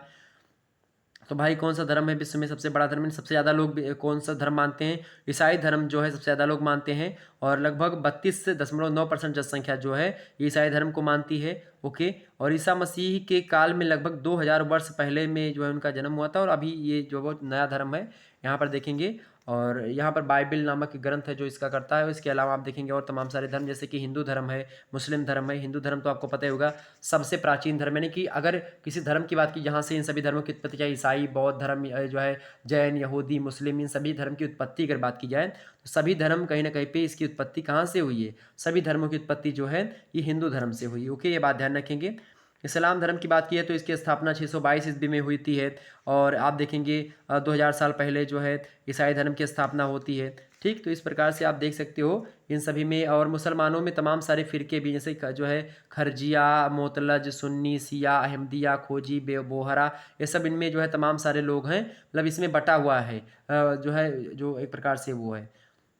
इसमें कई सारे जो है मुसलमानों में 5 वक्त नमाज पढ़ने का नियम होता है। पहला नमाज नमाज जो है फ़जर होती है, जिसमें पहली नमाज सूर्य उदय से पहले की जाती है। दूसरी नमाज जो होती है नमाज जोहर कहा जाता है, उसको दोपहर में पढ़ी जाती है। तीसरी नमाज होती है नमाज असर, जो कि सूर्योदय से 1.5 घंटा जो है पहले ही पढ़ ली जाती है। और चौथी नमाज होती है नमाज मगरिज, यानी सूर्यास्त के तुरंत बाद जो नमाज पढ़ी जाती है। और पाँचवीं नमाज होती है नमाज ईसा, जो कि 1.5 से 2 घंटे रात बीतने पर पढ़ी जाती है। इस प्रकार से होता है। हिंदू धर्म की अगर बात की जाए तो हिंदू धर्म जो होता है ये सबसे पुराना धर्म है, और इस धर्म का संस्थापक नहीं है, कोई नहीं है। तो ये एक प्रकार से आदि सनातन धर्म है। ये तो ना उत्पन्न हुआ है और ना ही नष्ट होगा, क्योंकि जो चीज़ उत्पन्न होती है वही नष्ट होती है। जिस प्रकार से आत्मा अजर अमर और अविनाशी है, ठीक इसी प्रकार से हिंदू धर्म सनातन धर्म जो है अजर अमर और अविनाशी है। ये एक रूप से दूसरे रूप में परिवर्तित तो हो सकता है, यानी कि हिंदू धर्म जो बना है सनातन धर्म का ही एक रूप है। सनातन धर्म का जो है नया नाम यानी अपडेटेड स्वरूप जो है वो हिंदू धर्म है। आप देखेंगे सनातन धर्म की बात की जाए तो उसमें शैव शाक्त ये सब धाराएं भी बटी, लेकिन आकर के फिर तमाम सारे विद्वान आते हैं और सभी धाराएं एक में मिलती हैं, और आज हिंदू धर्म एक प्रकार से एक अच्छा धर्म, और एक प्रकार से हर धर्म को एक प्रकार से जो है ज्ञान देने वाला। आप देखेंगे यहाँ के 4 वेद, 6 शास्त्र, 18 पुराण, पता नहीं कितनी उपनिषद, और इसके अलावा बहुत सारे धर्म ग्रंथ, ब्राह्मण उपनिषद या ब्राह्मण ग्रंथ, तमाम सारे आरण्यक, तमाम सारे ग्रंथ हैं जो कि मनुस्मृति, तमाम सारे ग्रंथ हैं जो कि मनुष्य को आईना दिखाते हैं समाज में कैसे जीवन यापन करना, इस प्रकार से। तो ये चीज़ें हैं। तो नैनम छिदन शस्त्राणी नैनम दहति पावका न चनम किलेदन्त्यापो नासा शोषयत मारता। जिस प्रकार से आत्मा अजर अमर और अविनाशी ना इसको कोई नष्ट कर सकता है, ठीक उसी प्रकार से हिंदू धर्म यानी सनातन धर्म जो है इसका ना आदि है ना अंत है। इसका कोई मतलब कि इसके पैदा करने, मतलब कि ये कब आया इसकी भी कोई डेट नहीं है, और कब जाएगा इसकी कोई डेट नहीं है। तो जो आता है वो जाएगा, जो नहीं आता है वो कभी नहीं जाएगा मेरे प्यारे दोस्तों, ये बात भी ध्यान रखिएगा। तो इस प्रकार से कुछ जो है अलग अलग तरीके से चीज़ें हैं। इसी में हिंदू धर्म में ही सिख धर्म हिंदू धर्म से ही बना, बौद्ध धर्म ये तो बाद में, जैन धर्म, ये सब कहीं ना कहीं पे इसी से टूटे हुए हैं, ये बात ध्यान रखेंगे। और कई जो है तमाम सारे विचारधारे, और ताओवाद, सिंटो धर्म, यहूदी धर्म, और भी नए नए धर्म आते गए हैं। कन्फ्यूशियस धर्म, कन्फ्यूशियस एक व्यक्ति था, चीन का दार्शनिक था महान, उसने अपने विचारों को जो है यहाँ पर कहा था कन्फ्यूशियस। ठीक, इस प्रकार से आप देखेंगे अलग अलग जो धर्म है इनके बारे में देखेंगे। तो ये था एक प्रकार से आपका जो है ये था। इसमें प्रश्न क्या पूछा जाएगा कि सबसे बड़ा धर्म कौन सा, तो उस बताएंगे आप ईसाई धर्म है।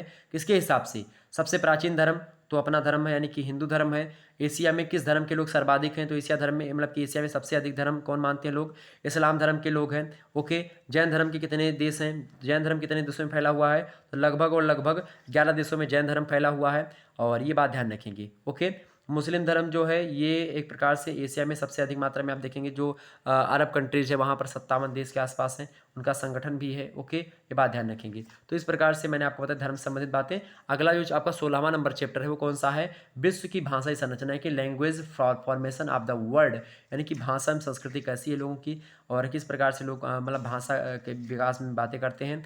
जर्मनी की बात की जाए, जर्मनी में कौन सी भाषा, रोमनी, और इसी तमाम प्रकार की चीज़ें हैं, तो मैं चर्चा करूँगा किसी दिन। विश्व के प्रमुख भाषा परिवार में आप देखेंगे अमेरिका, अफ्रीका, यूरोप में अलग अलग तरीके से भाषा परिवार हैं, और भारत में भी आप देखेंगे विश्व में कई सारे भाषा परिवार हैं। भारोपीय भाषा परिवार हो गया, उसमें आप देखेंगे, और चीनी तिब्बती भाषा परिवार हो गया, भारोपी में ही आते हैं सब। ओके, ये बात ध्यान रखेंगे। तमाम सारी भाषा है भाई। अब उसमें भाषाओं की अगर बात की तो बहुत सारी भाषाएं, उनकी गिनती एक प्रकार से अभी मैं प्रश्न हमने रखा है, इसमें आप देखिएगा कितनी भाषाएं, बहुत सारी भाषाएं हैं, और कहीं ना कहीं पे बहुत सारे लोग बोलते हैं। तो उनके बारे में हम चर्चा करते रहेंगे समय समय पर। आइए अब हम प्रश्नों की ओर देखते हैं, नहीं तो समय बड़ा लंबा चल रहा है। आप देखेंगे कई सारे भाषा परिवार, जैसे कि आप देखेंगे जो है अल्तावई परिवार होता है, जिसमें तुर्की शाखा के, और तुर्की शाखा में आप मंगोल, तुर्की, ये सब लोग आते हैं।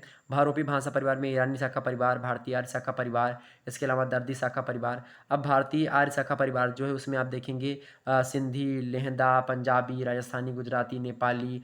भारतीय में आप देखेंगे हिंदी, मराठी, बिहारी, बंगला, असमिया, सिंघली, ये सब जो भाषाएं हैं ये सब भाषाएं कहीं ना कहीं पे आप देखेंगे वो भारोपी भाषा परिवार में है और जो है भारतीय आर्य भाषा शाखा से हैं उसमें। ओके, इसके अलावा आप देखेंगे द्रविड़ भाषा परिवार, इसमें बाहुई, तेलुगु, कन्नड़, मलयालम, तमिश ये सब भाषाएं हैं। चीनी तिब्बती भाषा परिवार जो इसमें आप देखेंगे तिब्बती भाषा, बर्मी जो है पेकिंग और मंदारिन जो है चीन की भाषा, कंतो चीनी, मिस्र चीनी भाषाएं, ताहाओ, शान ये सब भाषाएं हैं।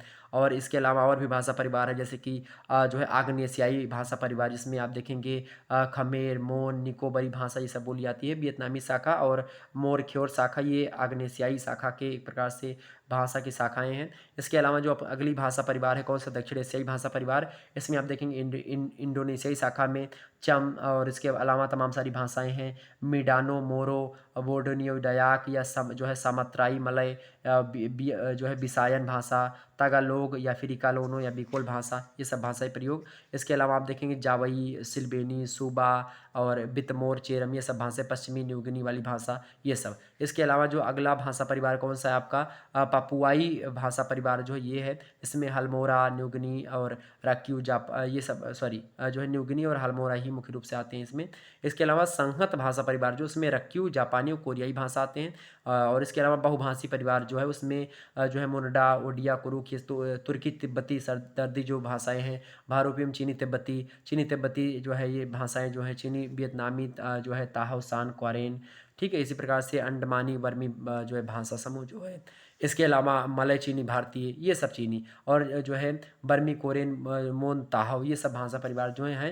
हालांकि उतने ज़्यादा इंपॉर्टेंट नहीं है। किसी दिन मैं एक चार्ट आपको प्रोवाइड करवा दूंगा जिसमें आपको ये सब भाषा परिवार के जो है उसमें अंग्रेजी में लिखे हुए होंगे, तो उसको मैं आपको कम्युनिटी में पोस्ट कर दूंगा, तो उसके लिए कोई दिक्कत की बात नहीं होगी, आप परेशान मत होइएगा उसको लेकर के। ओके, तो इसको लेकर के प्रश्न क्या बनेंगे भाई कि भारोपी भाषा का उद्भव स्थल कौन सा है, ऐसे पूछेगा प्रश्न। तो कौन सा है भारोपी भाषा का उद्भव स्थल, कौन सा है भाई, कहाँ का है, तो दक्षिण पश्चिम एशिया जो है भारोपी भाषा का उद्गम स्थल है। आपसे पूछेगा प्रश्न कि भारत में लगभग कितनी भाषाएं बोली जाती हैं, तो भारत में लगभग 200 से अधिक भाषाएं बोली जाती हैं। ओके, ये बात ध्यान रखिएगा। अगला जो चैप्टर आएगा आपका विश्व की प्रमुख जनजातियां चैप्टर आएगा, major tribes of the world, जिसमें आप देखेंगे एस्किमो जनजाति हो गई। इसके अलावा आप देखेंगे तमाम सारी जनजातियाँ आती हैं एस्किमो के बाद में, उनका भोजन कैसा, उनका रहन सहन कैसा है, निवास घर कहाँ पर रहते हैं, यानी कि उनका घर कैसा होता है, वस्त्र कैसे पहनते हैं। ओके, किस जो है या उसका दैनिक जीवन में कौन से उपकरण जैसे कि कयाक का प्रयोग करते हैं।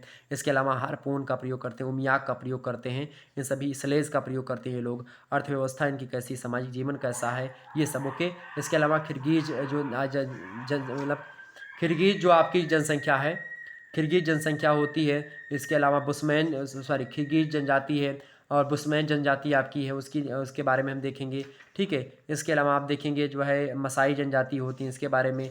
ओके, इसके अलावा आप देखेंगे तमाम सारी जनजातियाँ जैसे कि आप देखेंगे और आगे चलते बढ़ेंगे पिग्मी जनजाति के बारे में, सेमांग जनजाति के बारे में पढ़ेंगे। ये सब जनजातियाँ, इनके भोजन क्या है, वस्त्र क्या है, घर कैसे रहते हैं, शारीरिक गठन इनका कैसा है। जैसे कि पिग्मी जनजाति के लोग नाटे कद के होते, छोटे होते हैं, रंग काला होता है, चॉकलेटी होता है, बाल छोटे गुच्छेदार होते हैं, ओठ मोटे होते हैं, नाक चपटी होती है, ये सब चीज़ें। ओके, और इस प्रकार चीज़ें होती हैं। इसके अलावा आप देखेंगे पिग्मी लोग जो होते हैं, पिग्मी लोग, सेमांग लोग जो होते हैं, इनके अगर बारे में बात की जाए, सेमांग लोग जो है थाईलैंड के दक्षिणी भाग में निवास करते हैं। और इसके अलावा इनकी बात की शारीरिक गठन की, तो सेमांग जाति के जो लोग होते हैं और निग्रोटो जैसी प्रजाति होती है इनकी, श्रीलंका की बेछा जाति से मिलते जुलते हैं, नाटे कद के होते हैं और इनका रंग जो होता है चॉकलेटी होता है, भूरा कलर का थोड़ा सा होता है, नाक चपटी होती है और खुली हुई होती है, मोटे मोटे ओंठ होते हैं, आंखें बड़ी बड़ी होती हैं, स्थिर दृष्टि वाले होते हैं, टोड़ी जो होती है अंदर की ओर होती है और धसी हुई होती है। ओके, ये बात ध्यान रखेंगे।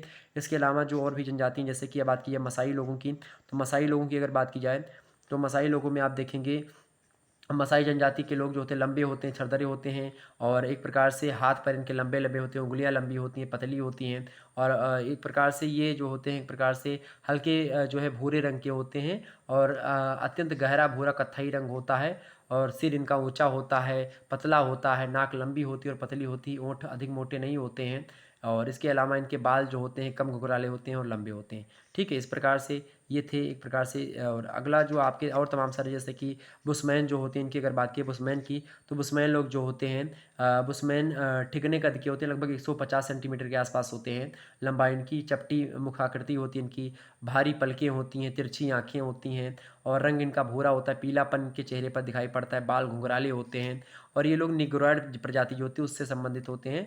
बुशमैन स्त्रियों के जो वो होता है मतलब कि एक प्रकार से आप देखेंगे चर्बी ज़्यादा होती है उनके नितंबों वगैरह पर, तो इस प्रकार चीज़ें हैं। तो ये चीज़ें होती है बुशमैन की। इसके अलावा आप देखेंगे जो है किर्गिज़ जनजाति जो होती है, इनके बारे में बात की तो किर्गिज़ जाति के लोगों का शरीर जो होता है वो गठा हुआ होता है, मजबूत होता है, और बाल काले होते हैं, कम होते हैं बाल उनके, आंखें छोटी होती हैं, नाक चपटी होती है, मुंह जो होता है छोटा होता है, हाथ पांव किर्गिज़ों के कैसे होते हैं, छोटे छोटे होते हैं, चमड़ी का रंग जो होता है भूरा होता है, और किसी किसी उपजाति के लोगों की आंखें जो होती है भूरी होती है और नीली भी कहीं कहीं पर दिखाई पड़ती है। ओके, ये बात ध्यान रखेंगे। इसके अलावा बात कीजिए किसकी, बात कीजिए मेरे प्यारे दोस्तों, इसके अलावा मैंने किसके बारे में और बताया था, और कौन सी जनजाति मैंने आपको बताई थी पढ़ना आपको, उसमें आपकी जनजाति कौन सी भाई, जनजातियों की बात की जाए आपकी और कौन सी जनजाति है वो जो है इस्किमो जनजाति। इस्किमो जनजाति जो है ये कहाँ पर रहती है, तो इस्किमो जनजाति जो है ये टुंड्रा प्रदेशों में अधिकतर निवास करती है। 65 से 75 डिग्री अक्षांश जो है वो वहाँ पर निवास करने वाले लोग हैं। और इनके शारीरिक गठन की बात की जाए तो विशुद्ध नस्ल के एस्किमो मंझोले कद के होते हैं, और इनकी ऊंचाई 150 से 160 सेंटीमीटर के आसपास होती है। रंग भूरा होता है, पीलापन होता है चेहरे पर, चेहरा गोल होता है और चौड़ा होता है चेहरा, शरीर बेडोल होता है, आंखें काली होती हैं और छोटी छोटी होती हैं, नाक इनकी चपटी होती है, मांसल शरीर होता है, जबड़े भारी होती है, दांत विशेष मजबूत होते हैं इनके, चेहरे और हाव भाव में उनके स्वतंत्र प्राकृतिक जीवन का एक प्रकार से पूरा चित्र प्रतिबिंबित होता है। और इस प्रकार से चीज़ें होती हैं। कद की दृष्टि से एस्किमो को नाटा नहीं कहा जा सकता है, और मतलब कि एक प्रकार सामान्य तरीके से इनका लंबाई होती है। तो इस प्रकार से चीज़ें थी जो कि मैंने आपको बताई।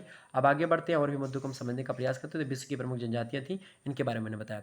अब देखिए अगला प्रश्न क्या है, प्रश्न क्या क्या बनेंगे, प्रश्न आपके समक्ष है मेरे प्यारे दोस्तों। प्रश्न क्या है, निम्न में से सर्वभक्षी कौन कहलाते हैं। विच of the following is called जो है ओमनीवोरस, यानी कि कौन से लोग ऐसे हैं, कौन से लोग ऐसे हैं भाई, फटाफट से बताने का प्रयास करेंगे। यहाँ पर फटाफट से आप लोग बताने का प्रयास करेंगे कौन से ऐसे लोग हैं निम्नलिखित में, कौन से लोग सर्वभक्षी होते हैं, कौन से जनजाति के लोग हैं, पापुआन, बोरो या फिर पिग्मी या बुशमैन, जो लोग सभी चीज़ें खाते हैं, सर्वभक्षी होते हैं। तो कौन है वो, पिग्मी जाति के लोग जो होते हैं वो सभी चीज़ें खाते हैं। अगला प्रश्न आपके समक्ष है, निम्न में से किस प्रजाति के घर क्राल कहलाते हैं। The house of which races are called kraal, यानी किसके घर को हम क्राल कहते हैं, तो किसके घर को कहते हैं भाई, किसको, मसाई लोग जो होते हैं उनके घर को हम क्राल कहते हैं। ऑप्शन नंबर इसका सी करेक्ट होगा। अगला प्रश्न, इग्लू किस प्रजाति के घर होते हैं। Igloo are the house of which race, यानी इग्लू किस जनजाति के घर को कहते हैं, मतलब कि किस जनजाति के घर को इग्लू कहते हैं। मसाई के, सकाई के, खिरगिज के, एस्किमो के, तो किस जनजाति के घर को हम क्या कहते हैं, इग्लू कहते हैं। बताने का प्रयास करेंगे तो भाई खिरगिज नामक जो जनजाति होती है उसके घर को हम क्या कहते हैं, इग्लू बोलते हैं। अगला, कयाक नामक नाव कौन प्रयोग में लाता है। Who used the best named kayak, okay, कौन प्रयोग में लाता है, यूकागिर या फिर सेमोडाइट्स या इस्किमो या बुशमैन। तो कयाक नामक जो नाव है ये इस्किमो जाति की, जो इस्किमो जो जनजाति के लोग होते हैं वो प्रयोग में लाते हैं। ऑप्शन नंबर सी करेक्ट होगा। अगला प्रश्न देखिएगा, 5वां नंबर प्रश्न है, यूर्त किस प्रजाति के निवास गृह हैं। Yurt are the dwelling of which race, तो बताने का प्रयास करेंगे। यूर्त प्रजाति मतलब यूर्त किस प्रजाति के निवास गृह हैं भाई, यूर्त में कौन से लोग निवास करते हैं, पिग्मी लोग, सकाई, खिरगिज या बुशमैन। बताने का प्रयास करेंगे तो इसमें खिरगिज लोग निवास करते हैं। ऑप्शन नंबर इसका डी करेक्ट होगा। अगला प्रश्न देखिएगा, गोंड जनजाति किस प्रदेश की प्रमुख जनजाति है। यानी Gond tribes is main tribes of which state, यानी उत्तर प्रदेश या राजस्थान, बिहार या मध्य प्रदेश। तो जो गोंड जनजाति के लोग हैं वो कहाँ पर रहते हैं, वो मध्य प्रदेश में खास करके निवास करते हैं। ऑप्शन नंबर इसका सी करेक्ट होगा। आगे देखते हैं अगला प्रश्न आपके समक्ष आता है। अगला प्रश्न देखिएगा आप सभी लोग भाई, अगला प्रश्न क्या, और भारतीय जनजातियाँ, तो आपका अगला चैप्टर है वो कौन सा है, अगला चैप्टर कौन सा भाई, भारतीय जनजातियों को लेकर के अगला चैप्टर आपका है। ओके, ये बात ध्यान रखिए, कौन सा चैप्टर है, भारतीय जनजातियाँ जो है वो आपका अगला चैप्टर है, तो उसके बारे में हम चर्चा करेंगे। आइए देखते हैं भाई भारतीय जो है जनजातियों को लेकर के कौन कौन सी चीज़ें पूछी जाएंगी। भारतीय जनजातियों के बारे में और भी चीज़ें हैं, जैसे भारतीय जनजातियों में कौन कौन से जो निवास करते हैं, आप देखेंगे जो है तमाम सारे जो है जनजातियाँ यहाँ पर निवास करती हैं। जैसे कि आप देखेंगे असम, अरुणाचल प्रदेश और नागालैंड में गारो, डफला, अंगामी नागा, लुगा जो है लुसाई, कुकी, खासी, सेमा, नागा, मिकिर, ये सब जनजाति निवास करती हैं। मणिपुर, मिज़ोरम और मेघालय में खास करके जो है नागा, चांग, गुरुंग, और इसके अलावा आप देखेंगे जो है लखेर, आका, मरी, ये सब निवास करते हैं। पश्चिम बंगाल, बिहार, झारखंड और सिक्किम में मुंडा, लेपचा, खरगिया, ओरांव, बिरहोर, ये सब भुइयाँ, मुइयाँ, डुइयाँ, कोरमा, ये सब बिरजा, आसुर, पंतारंग, ये सब निवास करती हैं। उड़ीसा और तमिलनाडु की बात की तो खोंड, गोंड, लंबाड़ी, जुआंग, खावरा मतलब सावरा और बनंगा, ये सब निवास करते हैं। केरल की बात की तो जो है केरल में आप देखेंगे जो है सोलिगा, गडाबा, टोडा, और इसके अलावा यूराली, पनियान, और मुथुवानी ये सब निवास करते हैं। गुजरात में टोंडिया, भील, डाफर, पटेलिया, डुबला, वाराली और कोहली, रेबारी ये सब निवास करते हैं। इसके अलावा मध्य प्रदेश मध्य प्रदेश, महाराष्ट्र और आंध्र प्रदेश, छत्तीसगढ़ में आप देखेंगे खास करके टोंडिया, भीर, केटकारी और जो है गोंड, और इसके अलावा आप देखेंगे जो है पारुजा, आँखा, कोरबा, मलेर ये सब निवास करते हैं। बोंदा, चेंचू, रेड्डी, कंटार, लंबाड़ी, यन्नाड़ी ये सब निवास करते हैं। इसके अलावा उत्तर प्रदेश और उत्तरांचल की बात की जाए तो वहाँ पर थारू, भुइयाँ, खासा, भोक्सा, कोरमा, माझी ये सब जनजाति निवास करती हैं। राजस्थान की बात की है तो राजस्थान में भील और इसके अलावा जो है मेयो, भेरात, रावत, मीणा ये सब निवास करते हैं। मीणा भी जनजाति हैं। आपने नाम सुना होगा राकेश मीणा, या फिर जो है मीणा जनजाति के लोग होते हैं। ओके, बात ध्यान रखेंगे, एसटी के। ओके, हिमाचल प्रदेश और जम्मू कश्मीर में आप देखें गोंड, मतलब कि आप देखें गोंड नाम सुना होगा लोगों ने, तो गोंड भी जनजाति के निवास है। और हिमाचल प्रदेश और जम्मू कश्मीर की बात की तो वहाँ पर किन्नर, गद्दी, लाहौली, गुज्जर ये सब लोग निवास करते हैं। लद्दाखी, अंडमान निकोबार द्वीप समूह में आप देखेंगे ओंग, जारावा, अंडमानी निकोबारी, संटिली ये सब लोग निवास करते हैं। ओके, ये बात सेम्पेन, ठीक है, ये सब निवास करते हैं। तो इस प्रकार से मैंने आपको बता दिया। और तमाम सारे जो है लोग हैं अलग अलग तरीके से निवास करते हैं। गद्दी और थारू इन सभी के बारे में एग्जाम से प्रश्न बनते रहते हैं। अब आइए देखते हैं कैसे कैसे प्रश्न बनेंगे। हालांकि बड़ा लंबा चैप्टर है, फिर भी यहाँ से कौन कौन से प्रश्न बनते हैं आइए देखते हैं। पहला प्रश्न कौन सा है? गोंड जनजाति किस प्रदेश की प्रमुख प्रजाति है? यानी कि Gond tribes is the main tribes of which state? किस प्रजाति, मतलब किस जो है प्रदेश की है गोंड जनजाति जो है, किस प्रदेश की है? तो भाई किस प्रदेश की गोंड जनजाति जो है वो है आपकी मध्य प्रदेश जनजाति, मध्य प्रदेश की जनजाति है। अगला प्रश्न देखिएगा जो है बतकही विवाह पद्धति किस जनजाति में प्रचलित है? In which tribes batkahi system of marriage of arranged? यानी बतकही जो विवाह की पद्धति है किस जनजाति में है? तो वो भाई किस जनजाति में है? वो किस जनजाति में, फटाफट से बताने का प्रयास करेंगे। जो बतकही पद्धति है वो किस जनजाति, जो पद्धति है वो किस जनजाति में है, खास करके बताने का प्रयास करेंगे। बतकही पद्धति जो है वो थारू जनजाति जो होती है, थारू जनजाति में बतकही पद्धति जो होती है विवाह की वो प्रचलित है। अगला प्रश्न आपके समक्ष है फालू नामक वस्त्र कौन पहनता है? फालू नामक वस्त्र कौन पहनता है? यानी कि हु वेयर्स जो है फालू क्लोथ?